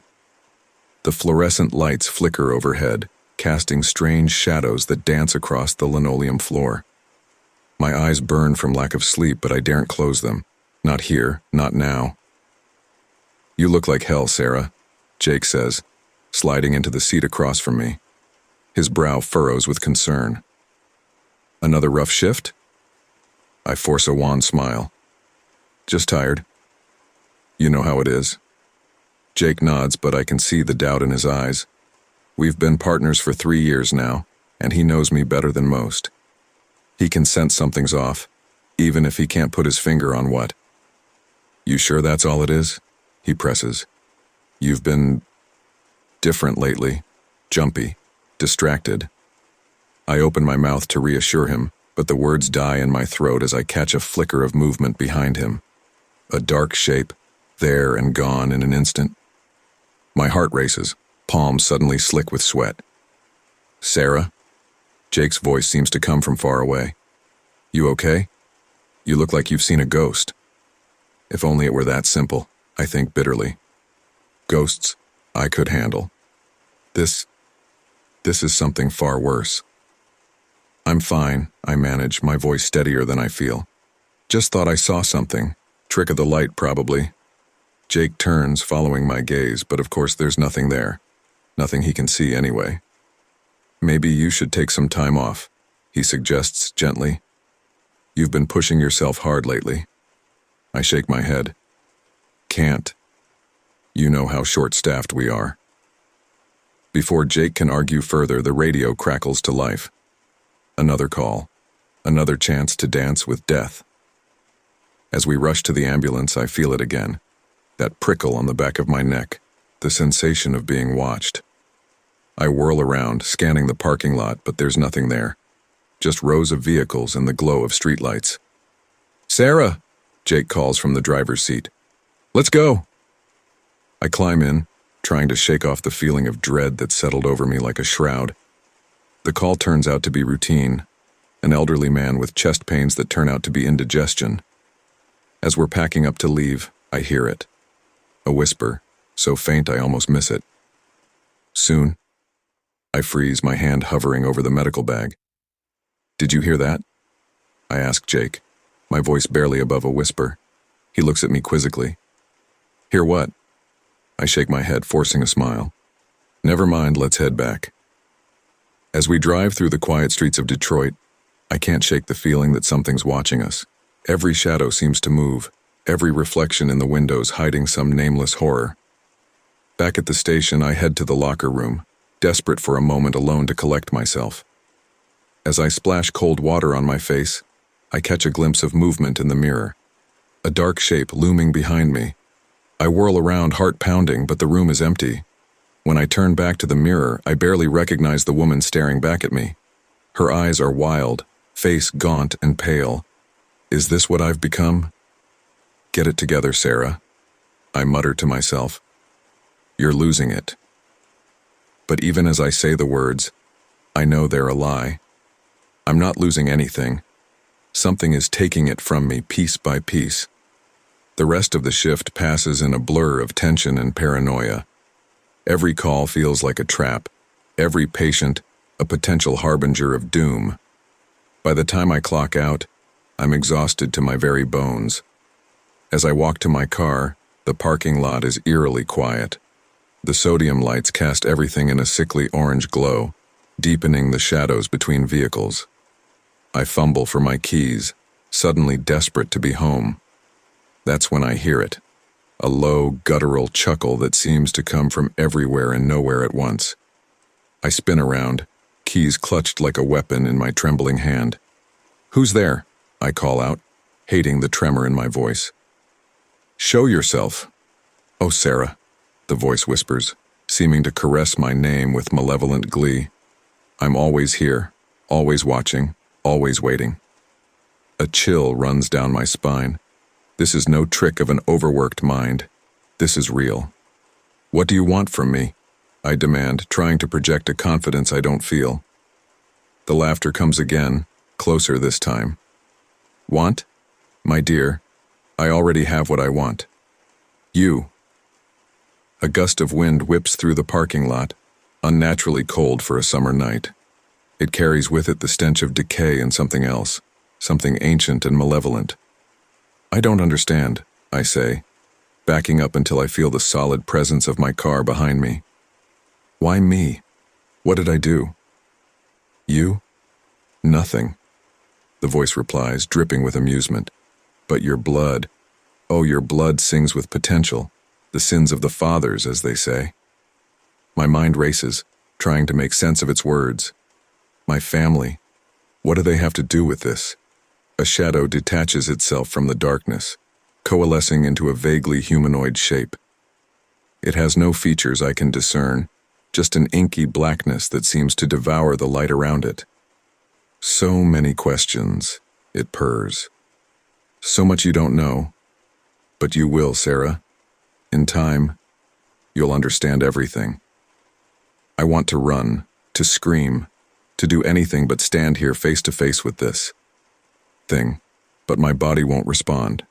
I'm frozen in place, trapped in its gaze. "Leave me alone," I manage to choke out. "I don't want any part of this." The entity's laughter is like broken glass in my ears. "Oh, but you're already a part of it. Have been since the day you were born. This gift of yours? It's just the beginning." Gift.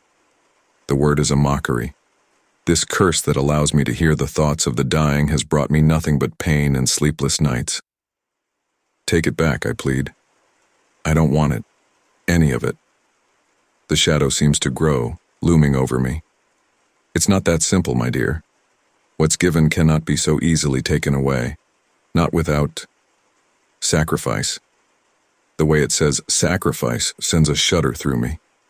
I have a feeling I don't want to know what kind of sacrifice it means. "What do you want me to do?" I ask, hating the desperation in my voice. The entity's form shifts, tendrils of darkness reaching out towards me.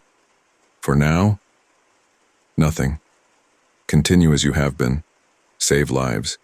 Hear their final thoughts. Feel the weight of it all." Its tendril brushes my cheek, cold as the grave. I flinch away, but not before I'm assaulted by a barrage of images, blood, fire, screams of agony, generations of suffering, all leading to this moment. "You'll understand soon enough," it whispers. "The legacy you carry, the power at your fingertips, and the price that must be paid." As suddenly as it appeared, the entity vanishes, leaving me alone in the parking lot. I sag against my car, legs weak, heart pounding. The night is quiet once more, but I know now that the silence is a lie. It takes me several minutes to gather the courage to drive home. Every shadow on the road seems to hide some nameless horror. By the time I stumble through my apartment door, I'm a wreck. I head straight for the bathroom, desperate to wash away the feeling of the entity's touch. As the hot water pounds against my skin, I try to make sense of what just happened. The entity's words echo in my mind, each one a piece of a puzzle I'm not sure I want to solve. My family, a legacy, power and sacrifice. None of it makes sense, and yet, a part of me feels like I've always known this was coming. Like every life I've saved, every dying thought I've heard has been leading me to this moment. As I step out of the shower, I catch my reflection in the mirror. For a moment, just a moment, I swear I see something else looking back at me. Something with eyes as black as pitch and a smile full of razors. I blink and it's gone. But the feeling of being watched remains. I stumble to my bedroom, collapsing onto the bed without bothering to dry off or dress. Sleep seems impossible, but exhaustion drags me down into uneasy dreams filled with whispers and shadows. Just before consciousness fades entirely, I hear it one last time. A whisper, right in my ear. "Sweet dreams, Sarah. I'll be seeing you soon." I jolt awake, heart racing, sheets tangled around my legs. The room is dark and still, but I know now that I'm not alone. I'll never be alone again. As I lie there, staring at the ceiling, I can't help but wonder, how long can I keep this up? How many more lives can I save before the entity comes to collect its due? And when it does, what will be left of me? The questions swirl in my mind, unanswered and perhaps unanswerable. But one thing is clear.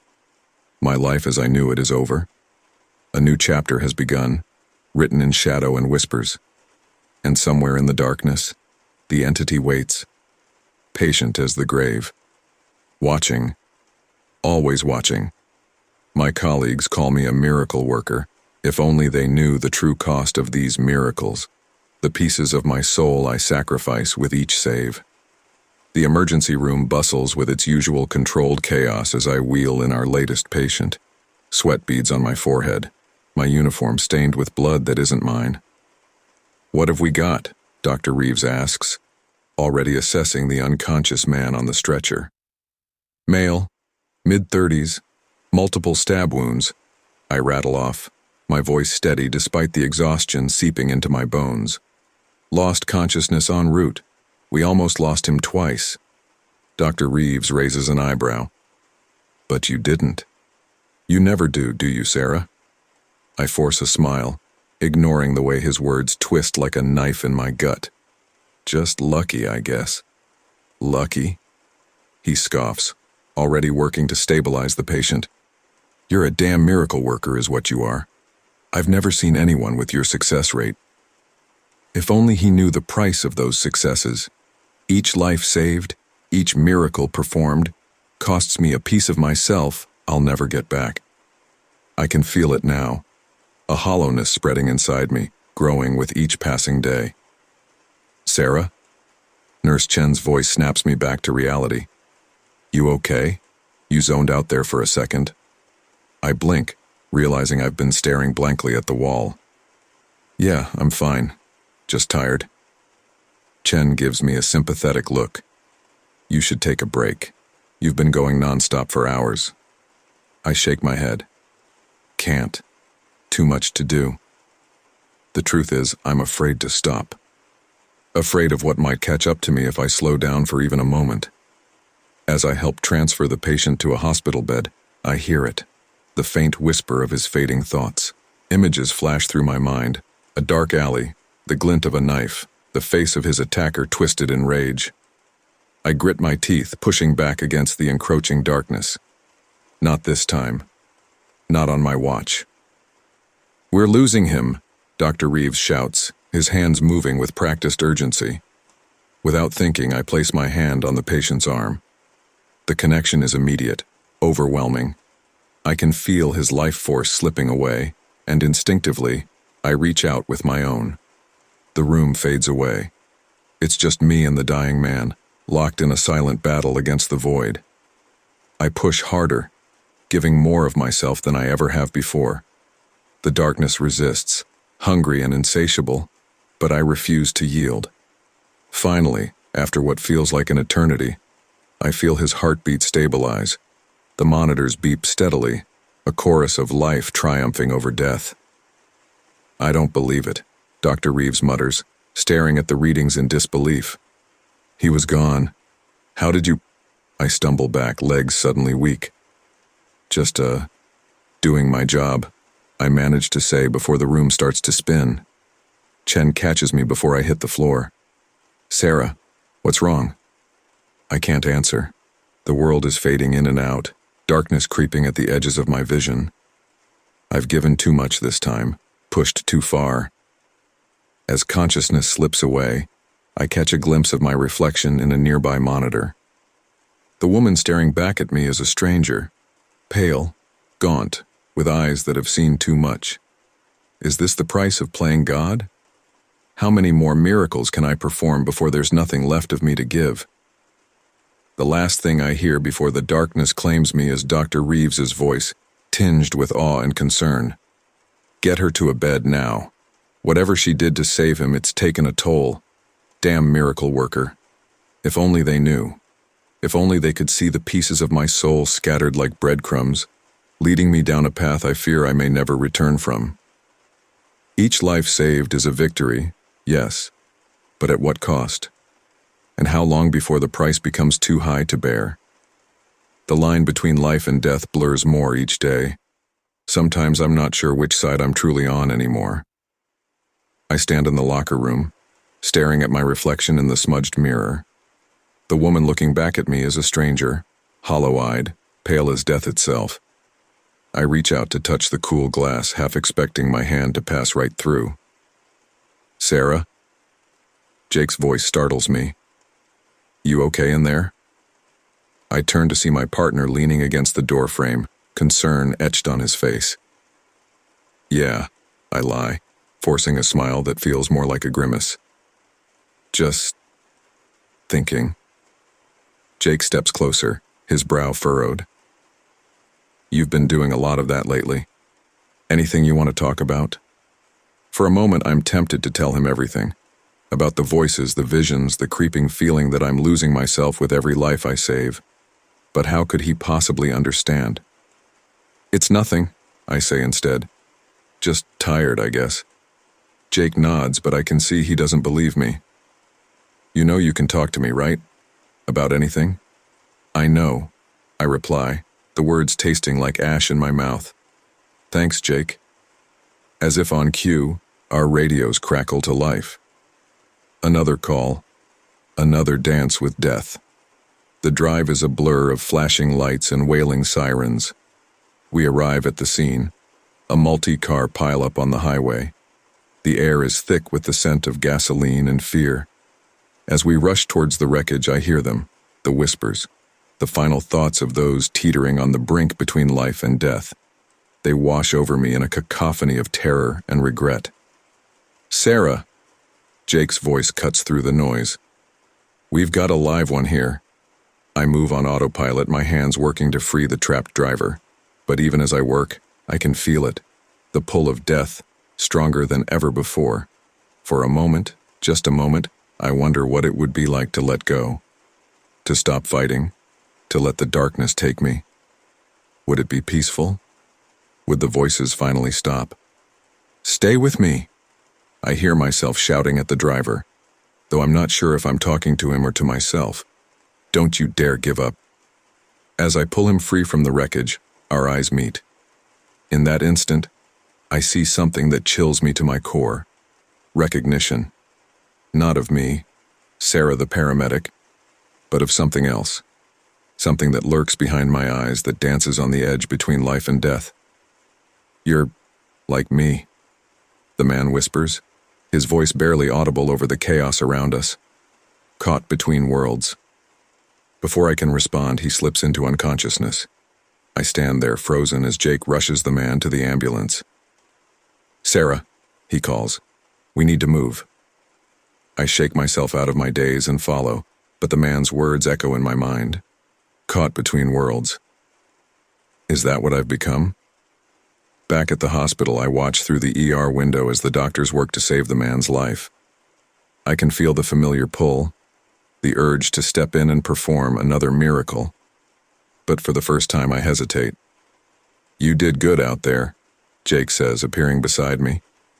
"That guy would be dead if it weren't for you."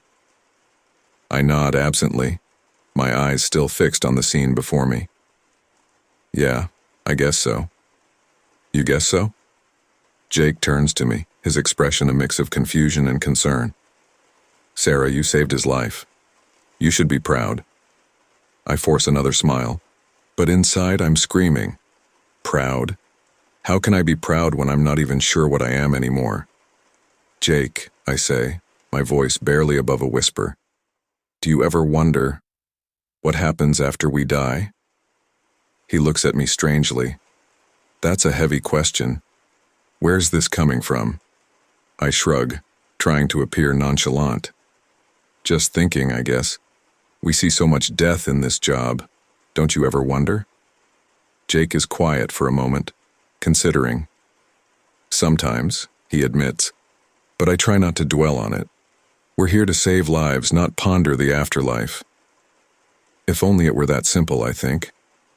As we watch the doctors work, I can't shake the feeling that I'm looking at a mirror image of myself, hovering between life and death, never fully belonging to either side. The line that once seemed so clear now blurs before my eyes, and in that blurring I fear I may have lost something essential, something that makes me human. Or perhaps I've gained something else, something I'm not sure I'm ready to face. The monitors in the ER begin to beep erratically. The man is coding. Without thinking, I move towards the door, ready to rush in and do what I do best. But as my hand touches the handle, I pause. For the first time, I'm not sure which side I'm fighting for anymore, life or death, and that uncertainty terrifies me more than any whispered premonition ever could. I've started to recognize patterns in the whispers, hidden messages that lead me down a twisted path of family secrets and forgotten sins. The night shift stretches endlessly before me, the ambulance's interior bathed in the eerie glow of dashboard lights. Jake, my partner, hums softly to himself as he navigates the empty streets of Detroit. I envy his calm, his ability to find peace in the quiet moments between calls. For me, there is no peace. Not anymore. Even in silence, the whispers persist, a constant maddening undercurrent to my thoughts. "You're doing it again." Jake's voice breaks through my reverie. I blink, realizing I've been staring blankly out the window. "Doing what?"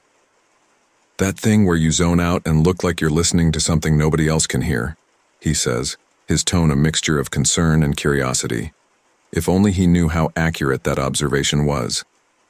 "Just thinking," I lie, the words feeling hollow even to my own ears. Jake opens his mouth to respond, but our radio crackles to life, cutting him off.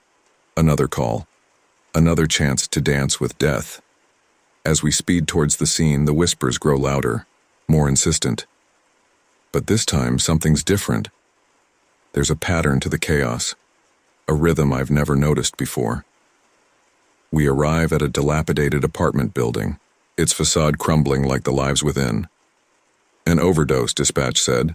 Routine, or so it should be. But as we rush up the stairs, the whispers coalesce into something more. A name, a place, a date. "Sarah?" Jake's voice seems to come from far away. "You with me?" I nod, trying to focus on the present, on the life we're here to save. But the whispers won't be silenced. We burst into the apartment, finding our patient unconscious on the floor. As I work to stabilize him, the whispers grow to a fever pitch. Willow Creek, 1887. The Pact. Sarah. Jake's shout snaps me back to reality. We're losing him. I push the whispers aside, channeling all my energy into saving this stranger's life. But even as I work, the words echo in my mind, a puzzle I can't ignore. Hours later, back at the station, I find myself hunched over my phone, frantically Googling the fragments I've gleaned from the whispers. Willow Creek? Jake's voice startles me. I hadn't heard him approach. It's nothing, I say quickly, locking my phone screen. Just looking something up. Jake sighs, pulling up a chair next to me. Sarah, what's going on with you? And don't say nothing again. I've known you too long to buy that. For a moment, I consider telling him everything. About the whispers, the visions, the growing certainty that there's more to my gift than I ever imagined. But how could he possibly understand? It's complicated, I finally say. I've been having these dreams about my family's past. It's not entirely a lie, but it's far from the whole truth. Jake's expression softens. Is that why you've been so distracted lately? These dreams? I nod, grateful for the easy explanation. They feel so real, like memories almost. And they're all centered around this place called Willow Creek. Have you talked to your family about it? He asks. I shake my head. We're not close. And honestly, I'm not sure they'd have answers even if I asked. Jake is quiet for a moment, considering. Well, if you need help looking into it, I'm here. Sometimes an outside perspective can help, you know? His offer of help, so earnest and well-meaning, makes my heart ache. If only it were that simple. Thanks, Jake, I say, managing a small smile. I appreciate that. As he walks away, I turn back to my phone, the search results for Willow Creek 1887, staring back at me. Something happened there, something that connects to my family, to my ability. I can feel it. The whispers have led me this far. How much deeper will I have to go to uncover the truth? And more importantly, am I prepared for what I might find?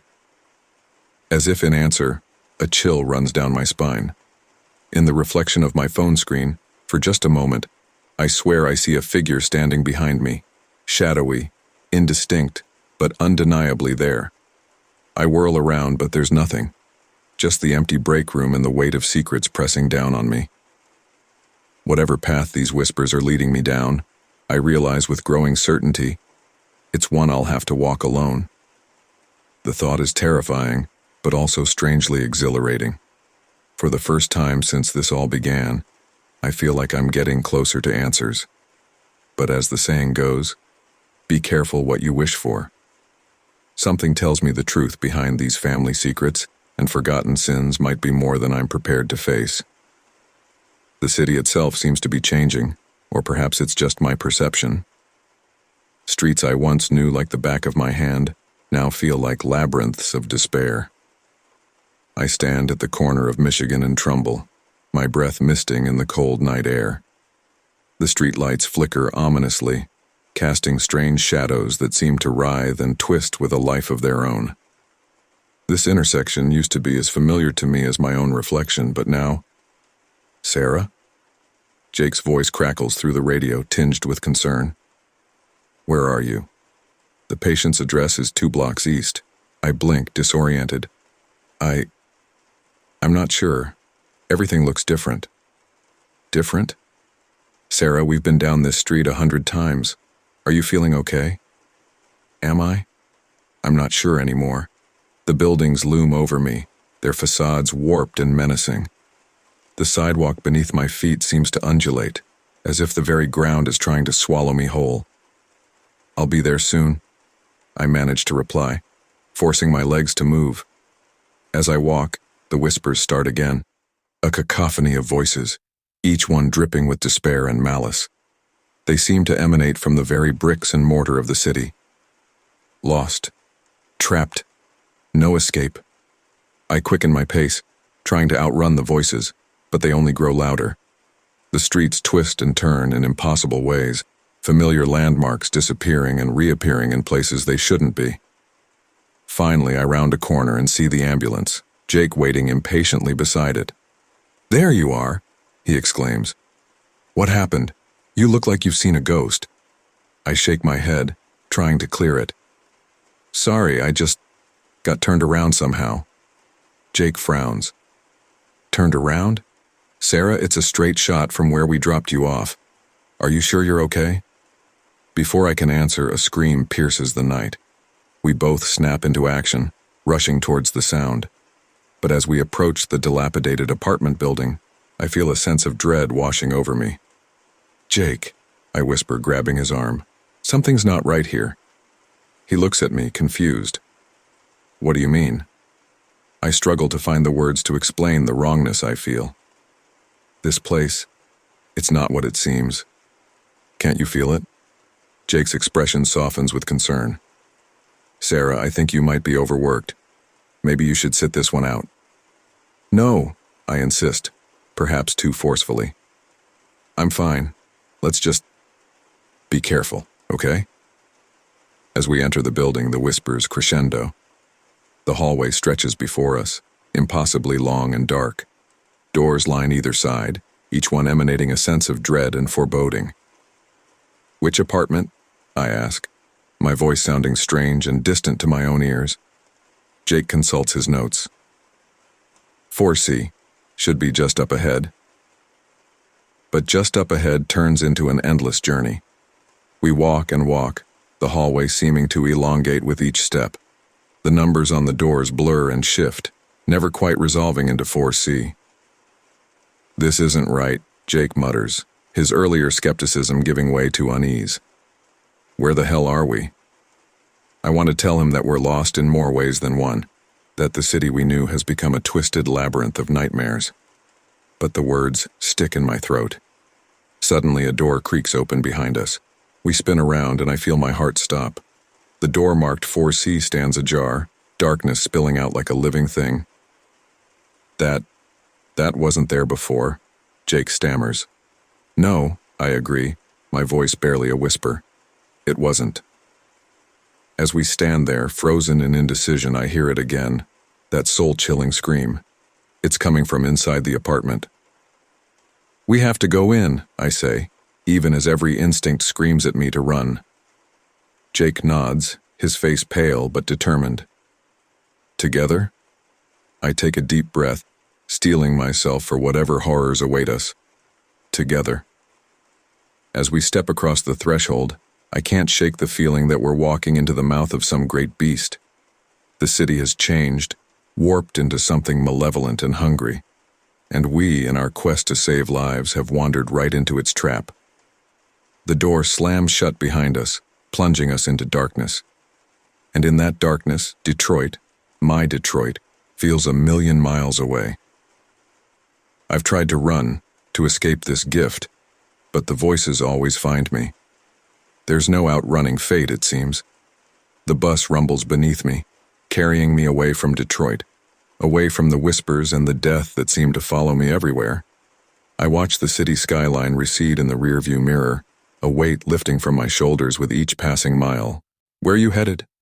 The old woman next to me asks, her voice creaking like worn leather.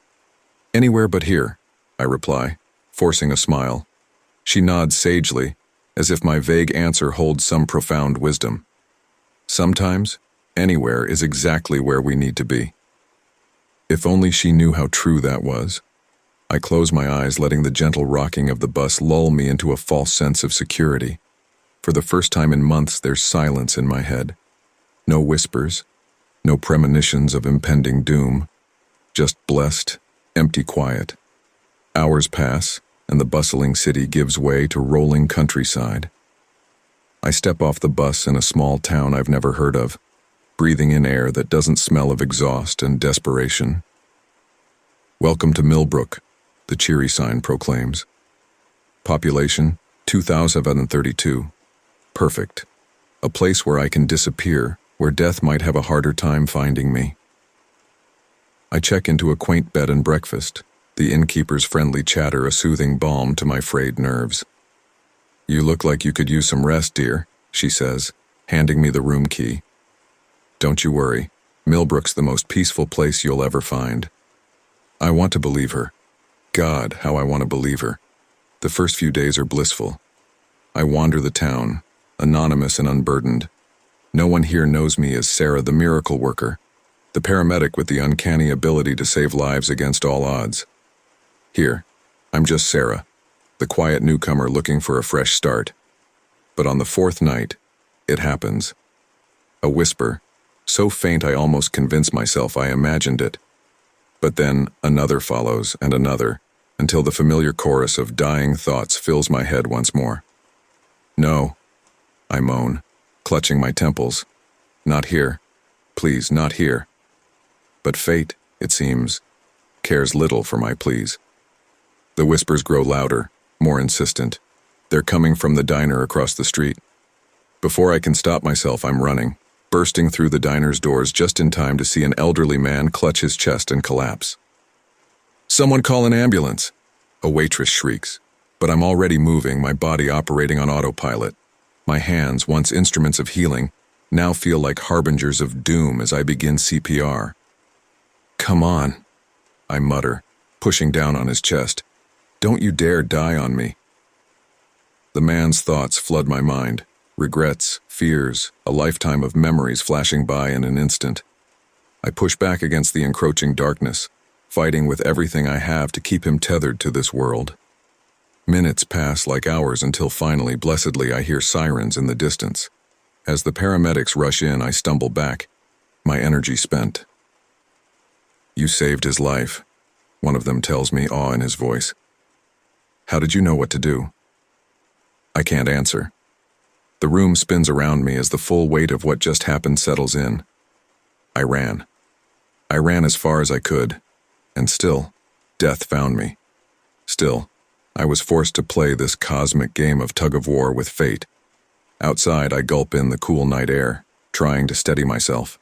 But the whispers persist, a constant reminder that there's no escape. "You can't run from who you are," a voice says behind me. I turn to see the old woman from the bus, her eyes glinting with an otherworldly knowledge. "Your gift will always find you." "It's not a gift," I spit out, anger and frustration boiling over. "It's a curse." She smiles sadly. "Perhaps, but it's yours to bear nonetheless. The question is, what will you do with it?" As she walks away, her words echo in my mind. What will I do?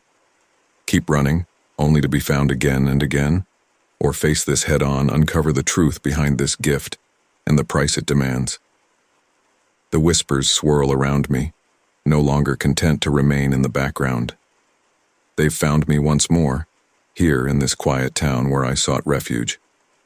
And I realize with a mixture of dread and resignation that there truly is no outrunning fate. Whatever destiny awaits me, whatever dark path these whispers are leading me down, I can't escape it. It's time to stop running and start seeking answers, no matter how terrifying they might be. The weight of knowing when someone will die is unbearable. The choice to act or not haunts me with each call we respond to. The ambulance siren wails as we speed through the rain-slicked streets of Detroit. Jake, my partner, navigates the traffic with practiced ease, but I can barely focus on the road ahead.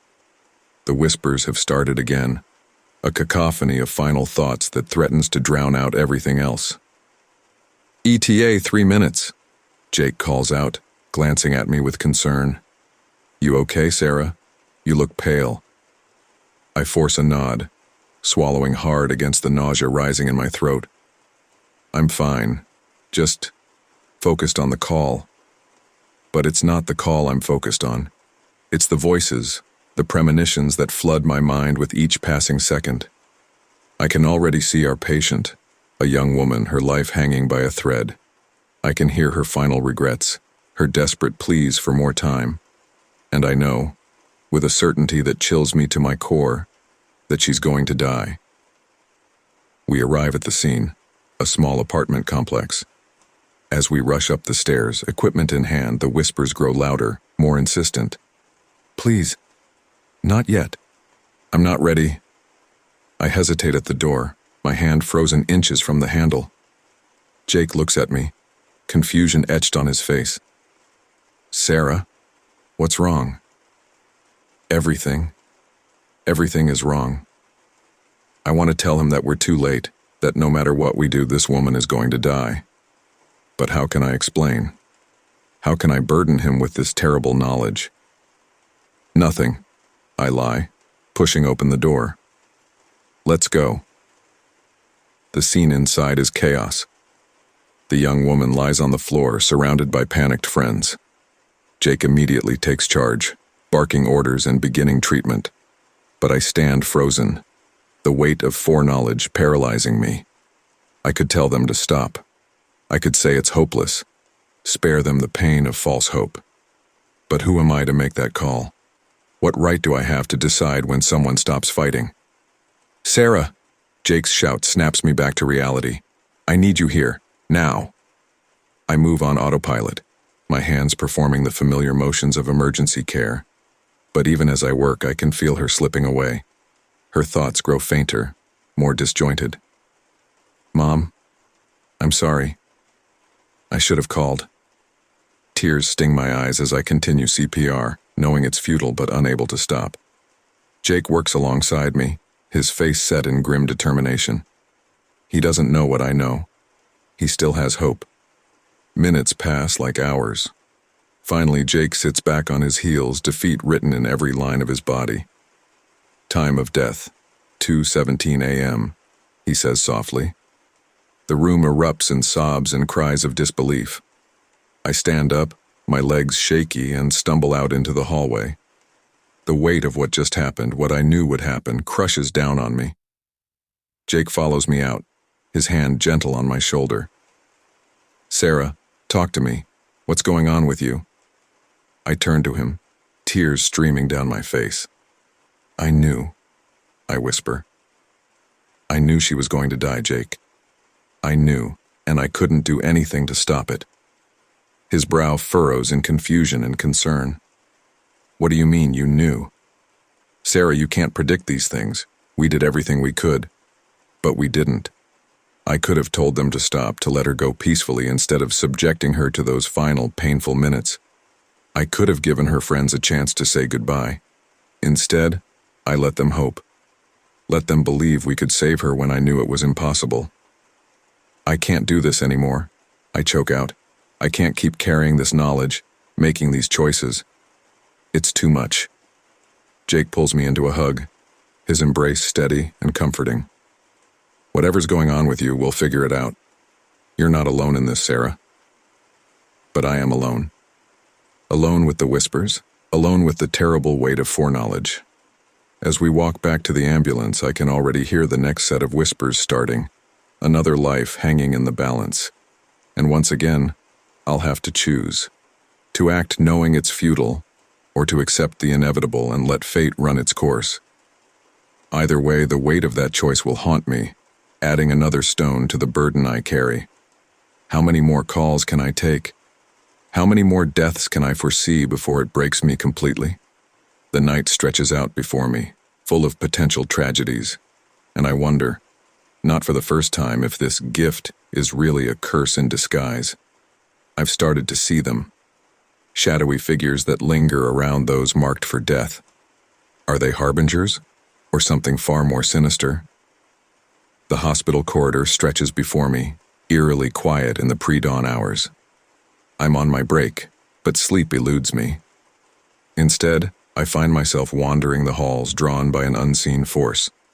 That's when I see it again, a dark, shapeless form hovering at the edge of my vision. I turn my head sharply, but it's gone. Just like always. You look like you've seen a ghost, a voice says behind me. I spin around to find Dr. Reeves, his face etched with concern. I'm fine, I lie, forcing a smile. Just tired. He nods, but I can see he doesn't believe me. Sarah, you've been working too hard. Maybe it's time you took some time off. I shake my head. I can't. They need me here. We all need you at your best, he counters. And right now you're running on fumes. Before I can argue further, a code blue alarm blares through the speakers. We both take off running towards the source. As we round the corner, I see it again. The shadow, more distinct this time. It hovers over a patient's room, its form rippling like smoke in the wind. No, I whisper, picking up speed. We burst into the room, finding an elderly man in cardiac arrest. The shadow looms larger now, almost solid in its presence. As Dr. Reeves and the nurses work to revive the patient, I find myself frozen, staring at the dark figure. It turns to me, and though it has no eyes, I can feel its gaze boring into my soul. "Sarah?" Dr. Reeves's shout snaps me back to reality. "We need you here." I move to help, but I know it's futile. The shadow's presence can only mean one thing. Death is here, and it won't be denied. Sure enough, despite our best efforts, the patient flatlines. As Dr. Reeves calls time of death, I see the shadow seem to envelop the body, then dissipate into nothingness. Shaken, I stumble out of the room. The corridor spins around me as the full weight of what I've seen settles in. "Sarah?" Dr. Reeves follows me out, his voice laced with worry. "What happened in there? You froze up." I lean against the wall, struggling to find words that won't make me sound insane. I saw something. Saw what? How do I explain the unexplainable? The shadows that herald death, the harbingers of doom that only I can see. "Death," I finally whisper. "I saw death." Dr. Reeves's expression softens with understanding, or what he thinks is understanding. "Sarah, we all struggle with losing patients. It's part of the job, but we can't let it paralyze us. If only it were that simple.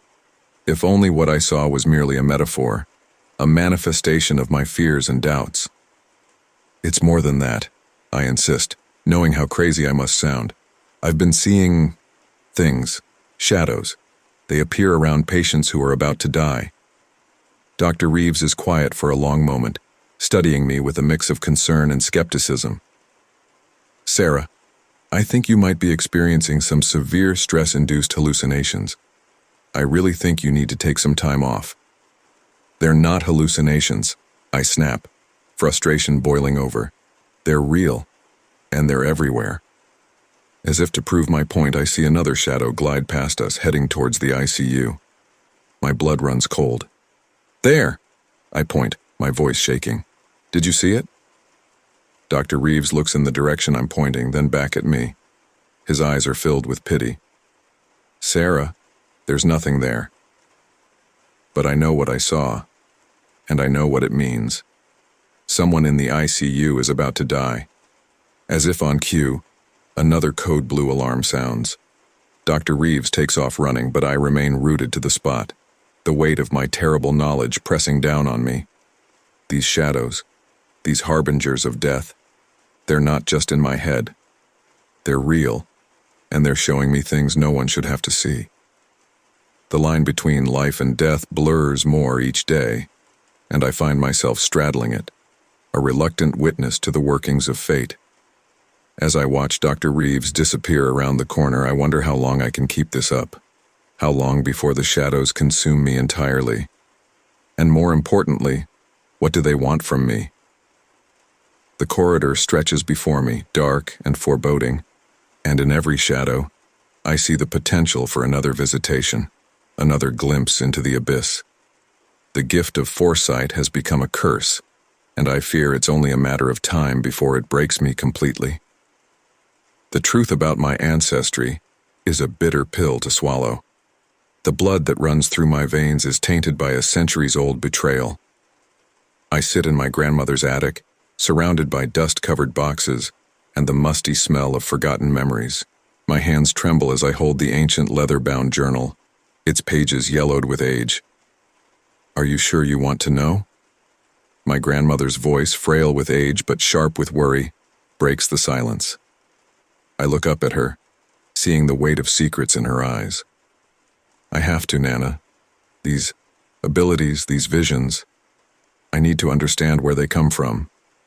She sighs, settling into a creaky old chair. "It all began in 1887, in a small town called Willow Creek." As she speaks, I open the journal, its pages crackling beneath my fingers.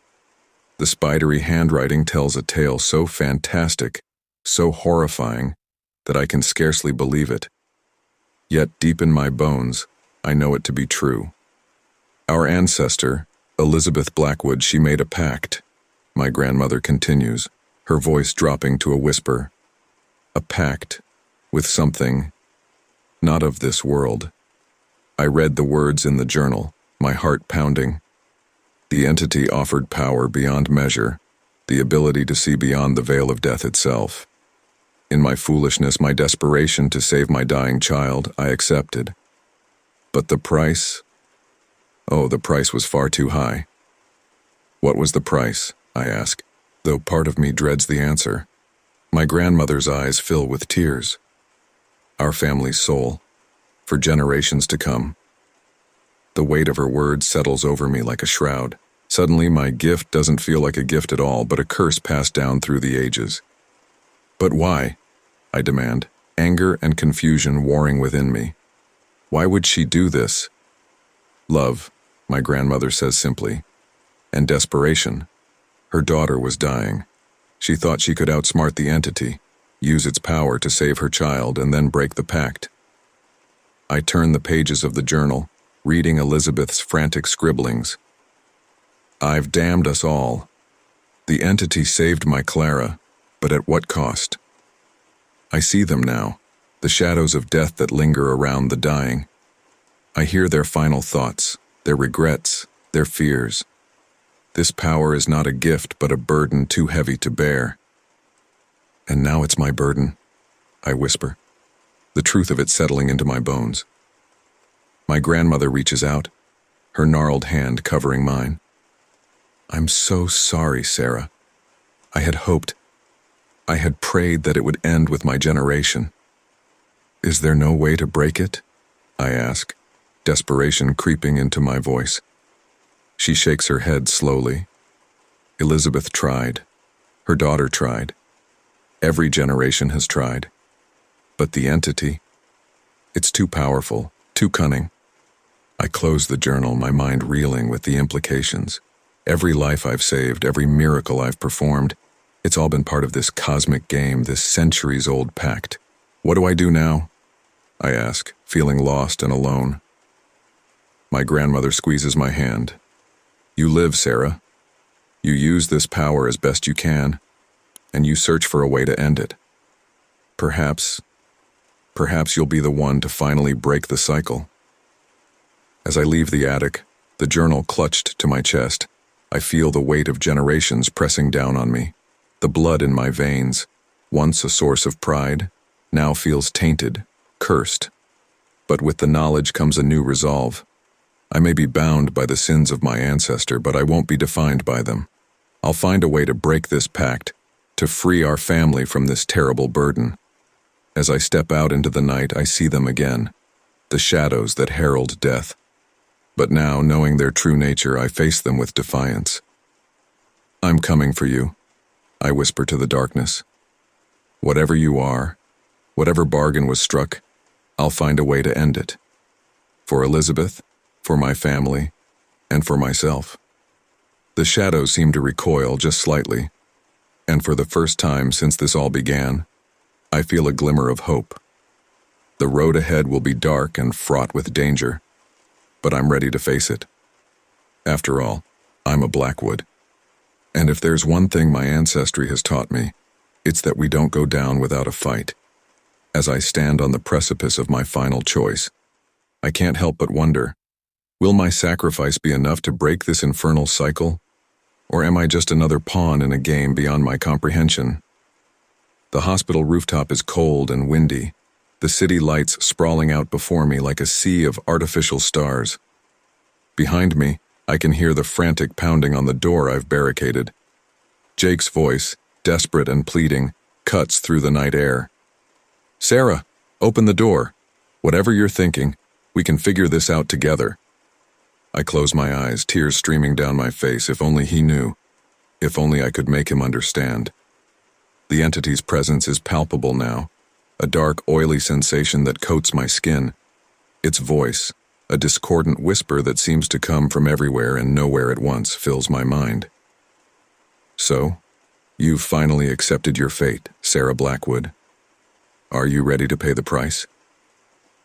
I open my eyes, staring out at the city I've sworn to protect. Will it be enough? If I do this, will it end the cycle? Will my family be free? The entity's laughter is like broken glass in my skull. Perhaps, or perhaps you'll just be another link in the chain, another soul added to my collection. Sarah. Jake's voice again, closer now. They must be trying to break down the door. Don't do this, please. I turn, catching a glimpse of my reflection in a nearby window. I barely recognize the woman staring back at me, pale, gaunt, with eyes that have seen too much death, too much suffering. I have to know, I say, to Jake, to the entity, to myself. I have to try. The entity's form coalesces beside me, a writhing mass of shadows and whispers. Then make your choice, Sarah. Save one last life, and offer yours in exchange. Break the cycle, or become part of it forever. As if on cue, I hear it. The sound of a flatline from somewhere in the hospital below. A life hanging in the balance, waiting for my decision. The door behind me splinters. Jake bursts through, his face a mask of terror and concern. Sarah, stop. Whatever you're going through, we can face it together. I turn to him, a sad smile on my face. I'm sorry, Jake. I wish I could make you understand. This is bigger than me, bigger than all of us. What are you talking about? He asks, taking a cautious step forward. There's someone dying down there, I say, nodding towards the hospital. I can save them, but the price is me. Jake's eyes widen with disbelief. Sarah, you're not making sense. Let's go back inside, talk this through. But there's no more time for talk. I can feel the life slipping away, the window of opportunity closing. I hope this works, I whisper. Then to Jake, tell my family I love them and I'm sorry. Before he can react, I close my eyes and reach out with my mind, with my soul. I feel the connection form, the dying person's life force intertwining with my own. With every ounce of strength I have, I push, giving everything I am to save this one last life. The world around me fades away. Jake's shouts, the entity's laughter, the city lights, all of it recedes into nothingness. There's only the transfer of energy, of life itself. As I feel myself slipping away, a strange sense of peace washes over me. Whether this sacrifice breaks the cycle or not, I've made my choice. I face the darkness on my own terms. My last thought, as consciousness fades, is a hope, a prayer really, that my sacrifice will be enough, that future generations of Blackwoods will be free from this curse. And then, there's only darkness. In the distance I hear a heartbeat, strong, steady, alive, not my own. Did it work? Am I dead? Or is this just the beginning of a new chapter in this endless cycle? As consciousness slips away entirely, I realize that some questions may never have answers. All we can do is make our choices and hope that, in the end, they make a difference. The darkness envelops me completely, and Sarah Blackwood, paramedic, miracle worker, bearer of a centuries-old curse, ceases to be. But somewhere in the hospital below, a life that was meant to end continues. And perhaps, just perhaps, a cycle that has lasted for generations has finally been broken. Only time will tell.